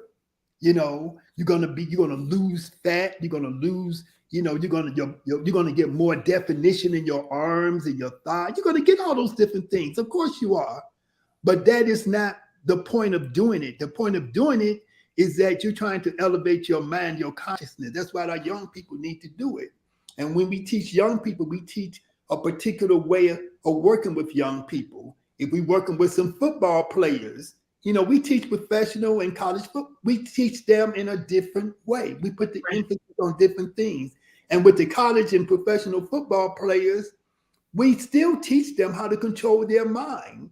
If you're playing football and somebody forearms you across your forehead, you don't want to be having butterflies and stuff in your head, birds flying around. You want to be able to maintain your focus. Right. If you want to be able, if you're an athlete, if you're a basketball player, you want to be able to see the whole court. You want to be able to see what's happening over here, what's happening over there. You want to be able to see your vision has. So when you do, so we do yoga practice, we do yoga exercises to strengthen the eyes, to strengthen the optic nerve and the optic muscle. We do all kinds of different things that can enhance anybody. We can take a person to become a Navy SEAL and teach them how to control their breath so that they don't miss the, they're like a sniper. They can hit the shot. Or if they're shooting a free throw, how to maintain their focus and concentration and be a better free throw shooter. All of this can be done through the practice of yoga. And when we work with kids, the kids see benefits to their academic performance. So there are a couple of questions about how they can learn this, but I have to say something first. So your girl Abutsa Shot's been doing yoga since 2003. And very recently, I was mistaken to be 22. I ain't lying, y'all. I ain't lying. And I know that it has, you still don't believe me. I can look at his face. It happened. Nothing. Mm-hmm. Anyway, all I'm saying is this. It feels good when somebody thinks you half your age. Okay? That's number one. Number two, when I first started doing yoga, I didn't believe that any of those benefits could happen. I was like, whatever. I don't buy it. It sounds too good to be true. Therefore it is. I'm going to just do it so I can, age well, actually. That was the main reason I wanted to do it. I didn't believe anything else.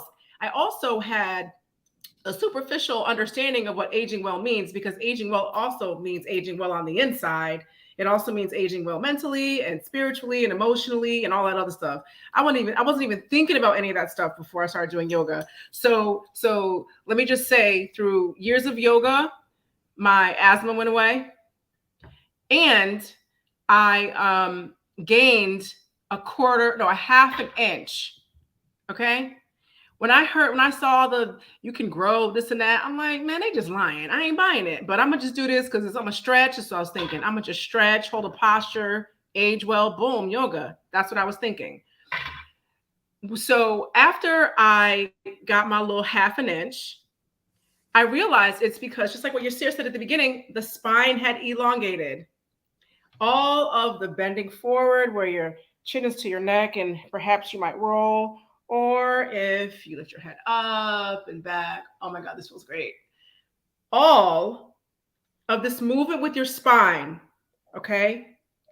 And moving from the hips and just being precise with moving your body, your girl got her half inch. I couldn't believe it. I was going to the doctors and they would measure me at 5'4". And I'm like, is that right? And I was wearing my fro. And I was like, are you sure you're not measuring my fro? I was like, push it down on top of my head. You can smush the fro. I can just fluff it up. And no, I'm for real. I said this. And the doctor was like, no, it's 5'4". And so a couple of different doctors, because, you go to the gynecologist, you go to your internal doctor, and, blah, blah, blah. And they kept saying 5'4". I'm like, yo, I actually grew half an inch. This yoga stuff is really what they said it is. Then I realized, when's the last time I used my inhaler? Like, I stopped using my inhaler. Listen, everything he's saying, I've experienced and more. After I lost my aunt, it was yoga that helped me basically get out of the bed and move my body, because all I wanted to do was cry and eat cookies, like, for real. That's all I did. And even though when I was, what'd you say? That's all I do now is cry and eat cookies. How you gonna make fun? That's what I did. I cried and ate cookies. When I had gone through Yirser's yoga teacher training class, everything that he's saying is what we learn. It's more in depth. You have the teaching manuals, you have the instructions. The first time I was stood on my head with my arms extended, it was the first time I tried it, and it was the first time I did it because I trusted Yirser and he taught me how to do it. Your girls feel I was scared, I ain't gonna lie, but I trusted him. And I'm just saying, the yoga teacher training is totally worth it. Someone asked about, can you get it in Houston or whatever? You can, I have it tagged up here on the front, comedicyogaskills.com. And you can see where he has his different yoga teacher trainings. But Yirser, do you want to speak on that? I can't go every place. You can take teacher training course online. You can also take some of our courses and classes on Zoom. So no matter where you are, you can get in. And if you have a group of people in Houston or wherever you are, and you all want to bring me there, in person, I'll come. But the only way I can go any place is if I get invited, and if somebody's organizing something. I can't just organize something in a city. The people that live there have to organize it and then invite me. Then I'll come. Someone asked, what was it called before? Do you know? I don't know what you're referring to. What was yoga called before? You have to understand that, like in certain ancient civilizations and cultures, people just did certain things. I'm not quite sure everything got a name. I don't know if that's what you're referring to, because it just says what was it called before. Listen, there is an image from West Africa, from the country which is called Liberia, and it has two people in a lotus position, full lotus position. That's when both your legs are folded on top of your thighs, and they're upside down on the side of their head like this. Oh, I've seen that. And that practice that they're doing is called RIRU, Riru. That's what I heard, but the image, I saw the image a long time ago on a like a travel guide to Liberia. That's where I first saw that at. And I took a picture of it. So a lot of times when you see that picture floating around, because I took a picture of that about 20, 30 years ago. But it's, to my understanding, it's called Riru. So in Africa, you have 52 countries in Africa or something like that, right? And you have hundreds and hundreds of different societies, different tribes, different dialects. There's no one anything. People want to know, well, what is the one name of this? What is the one name of that? It's like sometimes people just did stuff. When I go to Ethiopia, when I go a lot of places, but like one time I was in Ethiopia, we like in the Omo, we up in the mountains in the Omo Valley and stuff. It's valley, but it's mountains near the valley, right? And it's near Lake Hawassa. We like out in the wilderness in a 4x4. And then we driving past somebody, he carrying a bunch of stuff on his shoulder. He throw it down and jump up into a headstand. We didn't ask him to do that. Another person we saw, we just driving past, this person is standing on his hands. He got his back bent over, trying to get his feet to his head. So his feet is about right here above his head. So I say, stop the car. So I get out and I tell him to breathe in, breathe out, and I help him push his feet down to his head, right? And he said, "Oh, thank you, stranger." No, he didn't say that, but but you go to Ghana, the people say, you go to the village, the people say, we're gonna show you our culture. So they start drumming, they start dancing, they start doing different things. Then dude and his brother come out, they start doing yoga. They put their legs behind their head, they start doing all these different things. and they're not like doing it like they do acrobatics, right? They was doing some acrobatics and flips and stuff, but then they also did what we would call yoga. So when I asked them, I said, who taught you this? Who taught you the things that you was doing? First I said, who taught you how to do yoga? They said, what is yoga? Right. We don't know this word. I said, when you was doing all those different positions, we call that yoga. They said, we don't have a name for it. We do it because it makes us feel good. So it's no name for everything. It's, do it. If it makes you feel good, then do it. You can name it whatever you feel like naming it. It doesn't sound like that was named because there would have been a name for it. I think there would be medunature around some of those different artifacts that were found. That's what I think. Someone asked a question earlier when you were talking about Earth, Wind, and Fire. What was the name of it prior to that? And was it like a funk band, or can you talk? Listen, I'm not saying Earth, Wind, and Fire.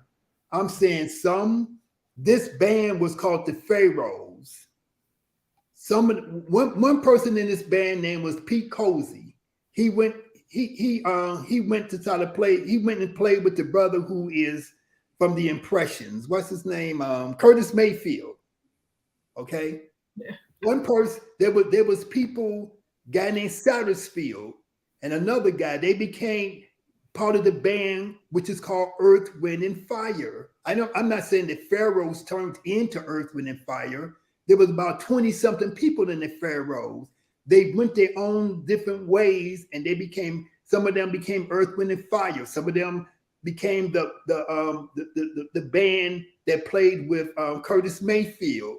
Some of them went into what was called AACM. If you know anything about avant-garde jazz, the African Association of Association of African Creative Musicians, AACM. They came out of Chicago.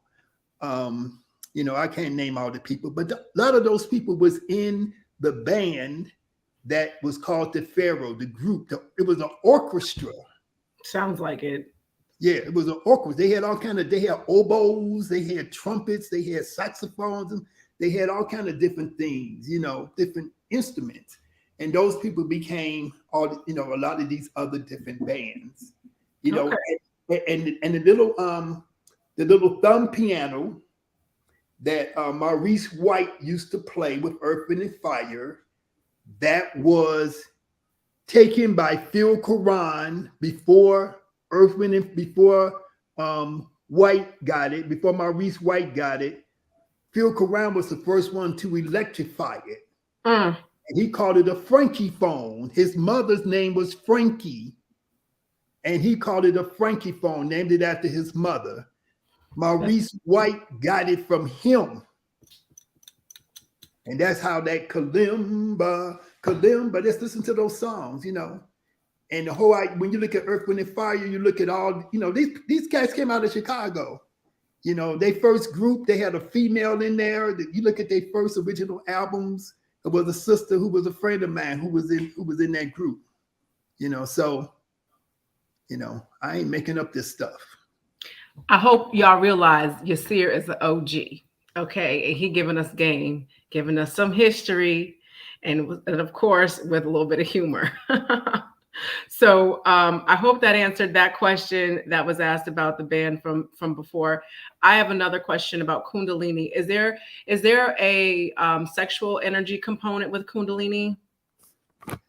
Listen, people get all these things confused, right? Kundalini is about health, right? It's about health. It's about vitality. It's about the movement of energy through your body.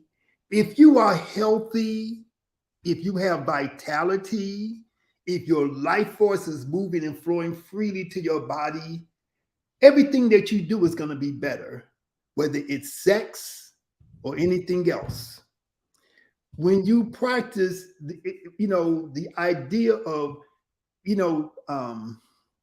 we have, there's a concept of sexual practices, right? where you hold on, where the male holds on to the seed, and the woman releases her orgasmic energy, and the male has orgasmic energy without releasing the semen, right? That's the science that you're talking about, right?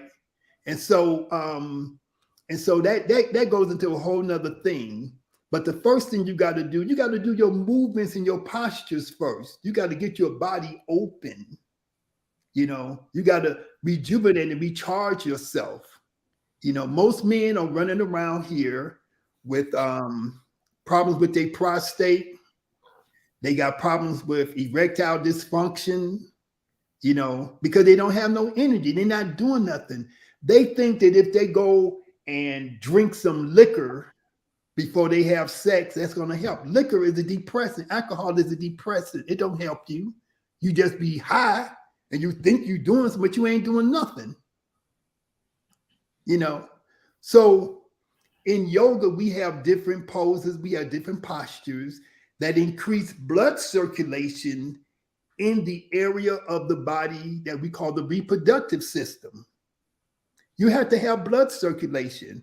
One of my friends, she just had a surgery and she had a fibroid tumor. The tumor was about this big. I mean, she had to have a hysterectomy. And because she sent me a picture of this big old thing that they took out of her, right? And, fibroid tumors is very prevalent in Black women. Prostate problems, prostate cancer is very prevalent. It's at a higher degree among Black men.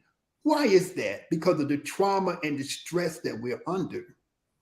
And so when we practice yoga, we working with all those different things. We working with relieving trauma. We working with relieving stress. We're not just stress. We're not just stretching some hamstring. That's right. And so when you do those movements, when you do that pose of immortality, or when you get into that pose that you see Ma'at and Aset doing, right? That has a profound effect upon your reproductive system. It's going to affect whether or not you can develop fibroids or not. If you breathe properly, if you do your movements properly, you can prevent fibroids. You can shrink fibroids. You can avoid having hysterectomy and all this kind of stuff. If you want to eat fried chicken, then you're gonna get those different issues developing in your body, because fried chicken is death. It's fried. It's a dead animal. It's a dead bird that's been fried. And if you eat a piece of barbecued meat, it has 1 million times of the carcinogenic properties in it, because it's been barbecued. That all of these processes that they put food through, and we just blindly eat it because it tastes, it doesn't even taste good. Our taste buds is used to eating it, so we eat it. And we say, oh, that tastes good. That chicken good. It don't taste good. What you wasn't eating that when you came out your womb. Right. You was drinking hopefully you was drinking some breast milk. I hope that tasted good. But things that we think taste good, it ain't nothing but conditioning. If you went to Australia, the people there, they eat worms and they eat caterpillars. We be talking about, I ain't gonna eat that. But they'll roast up those worms and roast up those caterpillars, and they high in protein and they easy to digest, and they don't have no fat. They're not gonna clog you up like a fried chicken is. But the mind says, oh, that's nasty. I don't want to eat that. But we'll eat some chitlins. We'll eat some guts out of a hog and a pig and eat their nuts. That's what they call hog maws, right? Pig nuts. Thank you for the clarity, Yirser. I did not know that. Eat the testicles of a hog. And we say, well, we're living a good life. I'm eating the testicles from a hog. You know, you'd be better off eating roasted grasshoppers, roasted caterpillars and stuff that's crunchy like popcorn. You'd be better off eating that than eating. Have you had that? Have you had that? No, I ain't had it. But Winoko used to go, Winoko Rashidi, he'd be going and he'll eat everything they got because, you know, he out there and he's like an archaeologist. So he eat all their food. You know, he told me about it, you know, he eat all the stuff that those people eat. You know, because he wants to be respectful to their culture because he's immersing himself with them. You know, but I have never eaten it. I'm not going to eat it because I think it's nasty. So Yirser is basically saying that what we think tastes good is because of our conditioning. And this is one thing that I don't understand. How I understand why our enslaved African ancestors had to eat what was given to them because they were enslaved. But we are not physically enslaved. Okay, if you clicked on a computer or a smartphone to see this on YouTube or Facebook, then you are not enslaved physically. So why do people still eat the food that the enslavers gave to our relatives? Please don't say because grandma gave it to you and it's family and it's tradition. It's not our tradition. If you are a duck and you are stolen from all the ducks, and now you live with the dogs, okay? And you start barking instead of quacking, and you start liking dogs for your girlfriend or your boyfriend, and you think dogs, they ugly because they got the wrong color, so they ugly. And you start eating dog food and all of those things. Does that make you a dog? It doesn't. Whatever the dogs are eating, does that make it duck food? It doesn't. As a matter of fact, ducks are dog food. How about that? So you understand what I'm trying to say. What I'm trying to say is chitlins ain't our culture. Chitlins and all that slave food is not our culture. It is what was thrown at us. Listen, when I first became a vegetarian, I grew up in the projects, right? And I don't know, maybe projects in New York or someplace. I ain't never seen no avocado before when I was growing up. They were showing me some damn avocados and shit. I was like, what the hell is that? Well, you're supposed to eat it. So only way I could eat this, I had to turn it into guacamole and then eat it with some other, like with some tacos. That's the only way I could eat it. But now every meal I have, I get an avocado, I slice it and I eat it because I trained myself to eat it. And as I started to really eat it, this shit tastes good, you know? And the stuff that people talk about soul food, ain't no macaroni and no damn macaroni and cheese, no soul food. During slavery, wasn't nobody eating no damn chitlins. Chitlins is not no food that you was eating when you was enslaved. They wouldn't even give you the damn chitlins. They give the chitlins to the white people. The word is so chitlins, what we call chitlins is gourmet food in France and Germany. They eat all those guts and stuff, right? And they say that's gourmet food. What enslaved Africans ate was some, this ain't no sweet, it's a white potato, some sweet potato, white potato, yams. They ate greens, collard greens, mustard greens. When they ate meat, they ate the little fish that they caught. They may go down to the creek and get some crawdaddies and stuff. That was the food that those people was eating. They was growing okras and stuff. They wasn't eating no damn chitlins. All that shit came later after black people became free. Fried chicken came into vogue when black people was moving from the south to the north, and they had to have something to snack on when they was driving that long distance because they couldn't stop at no damn restaurant. And so mama would fry some chicken, wrap it up in some aluminum foil, and then that'll keep you for 2 or 3 days, wrap up in that aluminum foil. That's right. Where fried chicken comes from. It don't come from no damn slave. Ain't no slave eating no damn fried chicken. Here goes some fried chicken, slave. You know, I wasn't saying that the fried chicken was slavery. I know you wasn't. I'm just trying to tell the people. And they wasn't eating no damn macaroni and cheese in no slavery either. You don't see no macaroni and cheese on no walls, nowhere in Egypt/ancient Kemet, period. That just was not it. And I see, but we ate it before slavery in West Africa. What did you eat, Skywatchers? What did you eat in slavery before in West Africa? You say I home. I don't know what you mean by I home.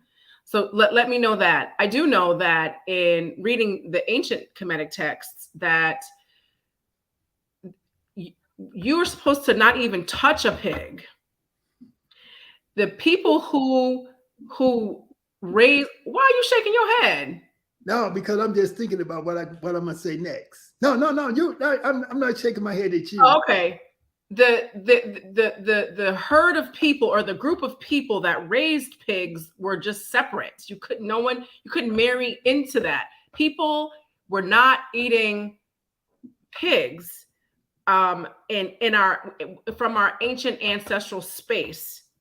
So if what you're saying is, when you say we ate it back home, if the it is referring to pigs, then that must have come from some form of European colonization. Yeah, pig is set. I'm assuming you mean yes, that you ate. Oh, you're saying the pig is set, like the divine masculine energy set? No, the pig ain't no damn set. Do you see this comment? In home, not I home. Yeah, pig is set. I don't know. I don't know exactly what she means by that. Listen, all of that's coming from someplace else. But listen, I go to Africa. I've been from South Africa to Egypt. I've been Tanzania. I've been Ethiopia. I've been all over the place, right? People eat stuff, different things. I got a friend from Kenya. She always bragging about eating some goat nuts and some goat tripe and all kind of stuff. You know, stomach lining. You know, they bragging about this stuff, right? If you go amongst the Maasai people in Kenya and Tanzania, they'll shoot the cow in the neck with an arrow, let the blood come out and mix it with milk, and they'll drink it. Why are they doing that? Because they ain't got nothing else to eat, because it is a nutritional supplement for them, right? Why are they eating the guts of the cow?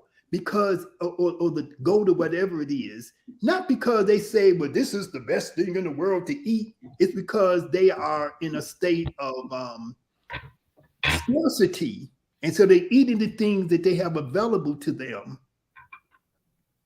When I met Yirser Ben Jochanan in 1976, when we brought him to Chicago to speak to our students at the University of Illinois in Chicago, 1976. We're in the hotel room with Dr. Ben, and Dr. Ben was a good friend of mine, right? We're in the hotel room with Dr. Ben. Dr. Ben say he hungry, he want to get something to eat. So we tell Dr. Ben, well, you know, we vegetarians, but we can get you something to eat. Dr. Ben start hollering at us. He say, Africans ate meat, blah, blah, blah, right? So, so we just laughed it off or whatever. But years later, I see Dr. Ben in New York. We're going to go out to have dinner. He didn't have no meat on his plate. All he had, we went to the rest, all he had was vegetables and fruits. So I say, Dr. Ben, I thought you ain't no African no more. Why you ain't got no meat? He started laughing, right? Because he learned that from his health conditions that he had, that he shouldn't eat meat no more. So there's a science to everything. It doesn't make any difference if people in Africa eat this and they eat that. That don't mean that it's healthy for you. You can you can find anything to eat any place in the world. It doesn't mean that it's healthy. There's a science to everything. Right. And there is passages in the so-called book of coming forth by day, what they call the book of the dead. If you open up the Book of the Dead by George E.A. Wallace Budge, right? There's a chapter in there, there's a section in there that says, don't eat meat, not even fish. If it says something to the effect that if you want to achieve this level of kind of spiritual enlightenment, don't eat animals. The ancient Egyptian priest, the common people ate animals, yeah, but the priests who were seeking on a higher level, they didn't eat meat. They abstained from meat, either permanently all the time or at least during certain parts of the year. If you talking about what they do in Africa, if you go to Ethiopia, and I've been to Ethiopia, I've stayed in Ethiopia, most of the year, the people are fasting from meat. If you go to Gondar, all the different little cafes on the street are juice bars. You can get fresh juice and smoothies all up and down the street. That's their culture. They hardly eat any meat in that culture. Okay? So if you're talking about somebody living out in the bush and they catching one of these little animals and they got to eat that because they're trying to survive, that's one thing. That's right. Right. But if you're talking about people who's living in a who's living in a sort of sophisticated way in Ethiopia, and they got their religious system that they're operating from, and they're telling them don't eat meat, to fast from this month to that month, from this, like almost a whole year, they're supposed to be fasting from eating meat. And that's what they do. And the people that's skinny, you don't see big giant people walking around in Ethiopia or any other part of Africa for that matter. So their diet is different. You're going to see unhealthy people. You're going to see big giant people walking around. America. When I say walking around, I'm talking about obese and overweight people who, the more you go to the cities in Africa and you see the people who are imitating the white folks, right, who want to be American, who want to be European, who want to go to McDonald's, and Kentucky Fried Chicken is big in Africa. Kentucky Fried Chicken is big in Jamaica. That's when you're going to see the people who are the most unhealthy. Okay. Somebody saying something about high on the hog, right? We didn't eat, we talk about eating high off the hog or high on the hog. The hog itself, pig meat, is full of parasites. That's why in the pharmacopoeia of most African people, they have herbs and different process for getting rid of parasites. So even if they ate pork, they know that they want to get rid of the trichinae worms and all the other stuff that's infesting the flesh of the pig. When Black people in Chicago would go down south, they would send their kids. They never sent me for some reason, but they would send their kids to down south to stay with the relatives for the summer. And before the kids came back from the south, the relatives gave them different herbs and gave them different things to get the worms out of their system, because they knew that they was going to get worm infested with parasites, and they didn't want to send them back to Chicago or back to wherever, New York, wherever they was going, Philadelphia, infested with parasites. So they gave them so they dewormed them, with different types of black walnut, wormwood, yellow dot, different types of herbs and stuff, right? That they would give them to battle against these things. Because even though they may have been eating meat because that's what they got, that's what they used to eating, they still knew enough about the science to get, to counteract some of the negative effects of eating that stuff. Black people, we got to do better.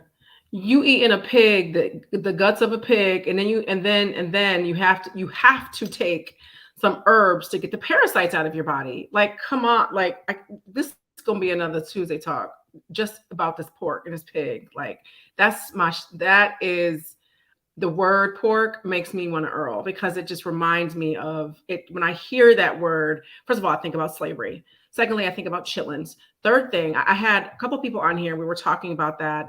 It was actually with Bon Asset. And is this soul food or slave food? And I think about the video that I showed where you see this Black woman cleaning the chitlins, the intestines, and like pig poop pops out. Come on. Like, let's raise the bar up off the floor, up out the mud, which is where the bar is. If people are still eating pork, because if they have other options, you know, what people feed their family when they are living in poverty, I am not commenting on that. But if you have a choice, you shouldn't be doing that. But anyway, I'm going to bring this home because we've been on for 2 hours and 10 minutes. I just want to thank everybody for joining and participating. And this has definitely been very lively. I'm going to leave you guys. Let me come here. I'm going to leave you guys with the website, Kemetic Yoga Skills. And go to his site. And you can see all of the information that you need so that you can attend one of his Comedic yoga teacher trainings. Sometimes he'll have one in Kemet, he'll have one in Jamaica, he'll travel. So just take a look and really spend some time to just read and learn a little bit about him. I remember so one day I was like, we had to have yoga because we did everything first. So I did a couple of Google searches, and I found Yirser. So I either texted or called Anika. I was like, because I said to myself, if this guy is legit and he's in the Comedic space, Anika and Jabari know who he is. So I was like, do you guys know somebody named Yirser? And she was like, what? And I was like, Yirser, Ra, Hotep. I see this Comedic yoga. So she laughs. And she was like, Yirser? She was like, yeah, we know him. It's like, we peoples. We traveled to Kemet with Yirser many times. So because before I knew who Yirser was a strange man. I ain't know. I'm like, I ain't going to no Jamaica with this. I don't know him. I don't know nobody in Jamaica. I don't know nobody coming. I got to figure out who he is before I even approach him. So I got the okay with the Nika and Jabari. I don't know if you knew this part. I definitely had to vet you first because I don't just be trusting folks on the internet. But anyway, my point is, I did the Comedic yoga teacher training, and it was awesome. It was great. And one of the components to Comedic yoga that I personally only experience in Comedic yoga is the spiritual connection. You can definitely get into a meditative state. You can definitely have your health benefits and all those other things. Yes. But for me, and I'm speaking for me, I was able to feel a spiritual connection that I was not able to feel in other forms of yoga that I practice. So that is a bit of my testimony. I teach Comedic yoga, Yoga Girl Sai, and that's what I teach. I teach what Yirser taught me. And it's just changed my life. So it's totally worth it for you guys. If you've been on here for this whole time, 2 hours and 12 minutes, you can take some time and go to the website and check it out and see what this good Black brother over here put together for the people, for the family. But let me say that I'm trying to find the information. We're gonna have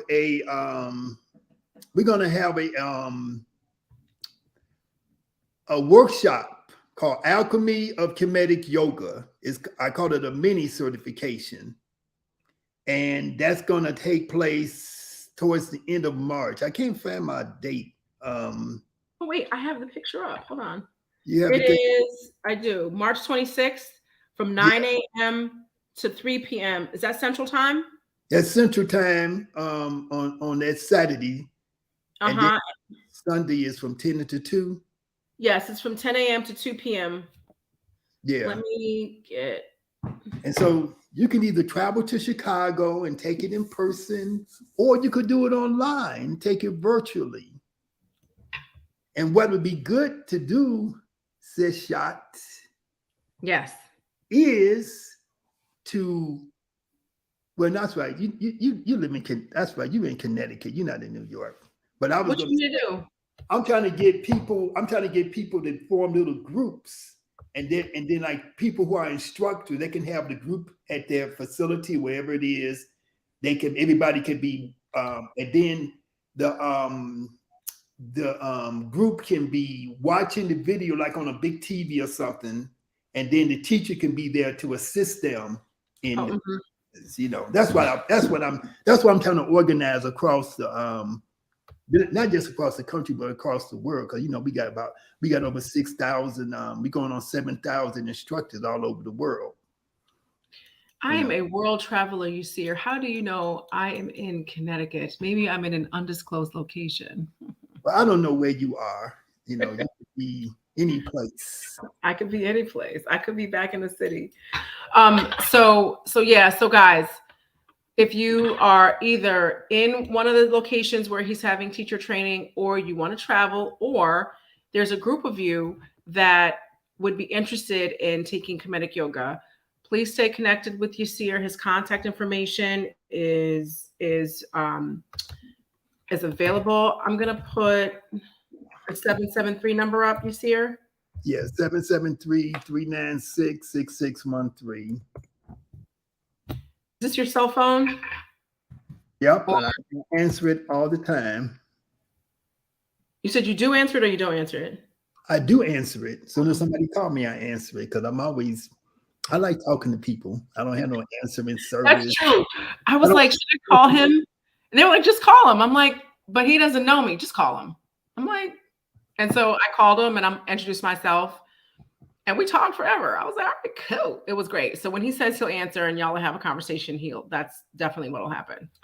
Yeah. And then the other thing, we have teacher training courses. You can take it online. So you can start any time that you're ready, because it's a self-paced course and it's cheaper than doing, some of the other options that we have. But you can take the self-paced course online. You have all of your learning materials. There's a whole systematic way laid out. There's 6 modules that you have to complete that include learning objectives, assignments, and so on and so forth, right? Then you can come to Jamaica. We do the training in Jamaica in the sun. It's called Healing Sun Kemetic Yoga Retreat and Teacher Training in Jamaica. We do it every July and every January, right? And so you can also come to Kemetic with us in either with when me, Jabari, and Anika go August 1st to I think August 10th, and then we go to Ghana, and then I repeat that process in November and December. So we go from Egypt to do our training, and then we're going to go to Ghana to do more training and tour and experience December, right?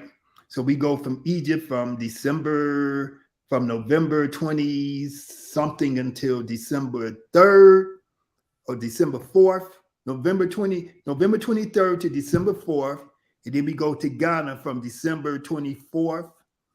From December 4th until December, I think 16th. Okay, got it. It's a moth flying around in my house. I've been trying to kill him for years. It's the same moth. Yeah, it's the same moth. He don't even die. He just keep going. He's been doing meditation and yoga. See, it's an eternal moth. I think he came with me when I was inside one of the tombs in Kemetic. He got on my clothes and just traveled back to Chicago with me. So I'm gonna do a recap. So it's March. So the next teacher training is July, and then there's in Jamaica. Then there's teacher training in August when you go to Egypt and Ghana. Egypt and Ghana with it. Those are more like tours of. But we're gonna do some yoga while we're there in Egypt and in Ghana with Anika and Jabari. But the benefit of that is that you're going to get the teachings of the great Jabari Osaze and the teachings of the great Anika Osaze. And you're going to get some teachings from little humble Yirser in Comedic yoga. That's what's going to happen in August. And then in Chicago, August 26th and 27th, people should come. We're going to have Soul Yoga Fest. It's a free yoga festival in Chicago. I'll be looking for you to come. Abu? Sasha, yes. A shot. Yeah, I know. I want you to come to Chicago. Okay? I got to get my thing lined up, my finger lined up. Come to Chicago. This thing is funny. Okay. I'm receiving it. Yeah. But Jabari and Anika, we have a documentary that's coming out called The Science of Kemetic Yoga. Gail Ferguson is the author of that. And we're going to have that aired. We're going to have yoga teachers from all over. And you'll be able to, we're going to have an awards dinner. So maybe somebody might get an award that you know, right? And so we do all of these things. And again, we go to, and again, we have all our trainings online too. We have classes, we have workshops, we have teacher training you could do online virtually, right? And so every July, every January, we go to Jamaica. Every August, every December, we go to Egypt and Ghana. It's annual. And then we're going to be going to Brazil, right? Because we got a big presence in Brazil. We're going to be going to Ethiopia again. We're going to be going to Southern Africa, Angola. Okay. So we got a lot of stuff planned. We're going to go to Sudan, to Nubia, to Kush, to do tours there. You know, so all of this stuff is coming up. But if you want to get started in Kemetic yoga to learn the science, to keep your mind and your body healthy, just take an online course. If you're not in the city of Chicago, you can do it from anywhere. You can start anytime. You can also order our master collection of videos and audio. So we have instructional videos, and we also have a guided meditation called Journey to Aminta, Aminta, the land of Amen. Okay? So there's nothing stopping anybody from learning this stuff and learning it today. And then we got YouTube. We got all kind of free stuff on YouTube you can go to. We got about 80 different videos on YouTube. And Instagram, let me put my Instagram up here, is Comedic Yoga Skills Official. I had to put, had to get a new Instagram because some crackers in, what's that place, Turkey, somebody who was working, if they let it get stolen from me. So Comedic Yoga Skills Official. Yeah, there you go on Instagram. Someone took your IG? Yeah, they took it and they sold all my friends to somebody who's making chocolate or some kind of crazy stuff. I couldn't even get my site. I had to change my name. I had to put official on the end of it. So, you know, that's how it is in this world of thieves. Right. But come to Comedic Yoga Skills Official. I'm also on TikTok. You're on TikTok? I just started TikTok. Somebody told me somebody told me I should be on TikTok. And I you know, because in the past I thought it was like just little kid stuff, but now it's not little kid stuff no more. So it's not. It really is. But I got to put some videos and stuff up on TikTok. So Yirser, I just want to say thank you so much for being on, and everybody who has stayed on this long. You guys, you have his phone number, you've got the website. You also know you can Google him. He's on Instagram. You can DM us at the Shrine of Ma'at, and we have his information. A lot of you know how to get in touch with me. I'll give you his info. It was definitely a life-changing teacher training class, totally worth it. And all I'm saying is get on the website, jump in and get in where you fit in. Basically, where's your entry point of coming into the world of yoga and meditation and health? Okay. We need all of that so we can heal from our traumas. And you don't have to be flexible before you start. Right. That's just nuts. It's like saying I can't go to driving school because I can't drive. And in fact, you never have to be flexible. You're not doing, you're going to get flexible just by doing the practice, but that's Right. not the point. You don't have to be flexible before you start. Just like you don't have to be in shape before you start working out. That doesn't even make any sense. It doesn't make sense. It doesn't make sense. So yeah. It's just ridiculous. And Yirser is unridiculous. He is in ridiculous. He is non-ridiculous. He is the antithesis of that because he is what's in ma'at. So, oh, you are welcome, Sanette Abigail. That was beautiful. Thank you so much. You're welcome, Annette. She said this was very informative. So I'm just gonna close right now with this, and thank you so much. And I'm pretty sure that you can still make comments after this airs, or after it ends rather, because it's airing right now. And I really enjoyed this. Like I said, Yirser is one of my favorite people. I know him in for real life. So, anywho, can people pass this around and do things like post well, it? It's on YouTube. It's on the Shrine of Ma'at's YouTube page and Shrine of Ma'at's Facebook page and Comedic Legacy Today's YouTube page. You can share stuff from YouTube. You just click the share button. I got it. I'll find it. And then you can, and then there it is. So everyone have a great evening and thank you for participating. And I will see you on actual Tuesday, not tomorrow. I'm going to re-air this tomorrow. And then next Tuesday, we're live again. Okay? Shemin Ma'at, which means go forth in balance, harmony, reciprocity. Hotep. Good night.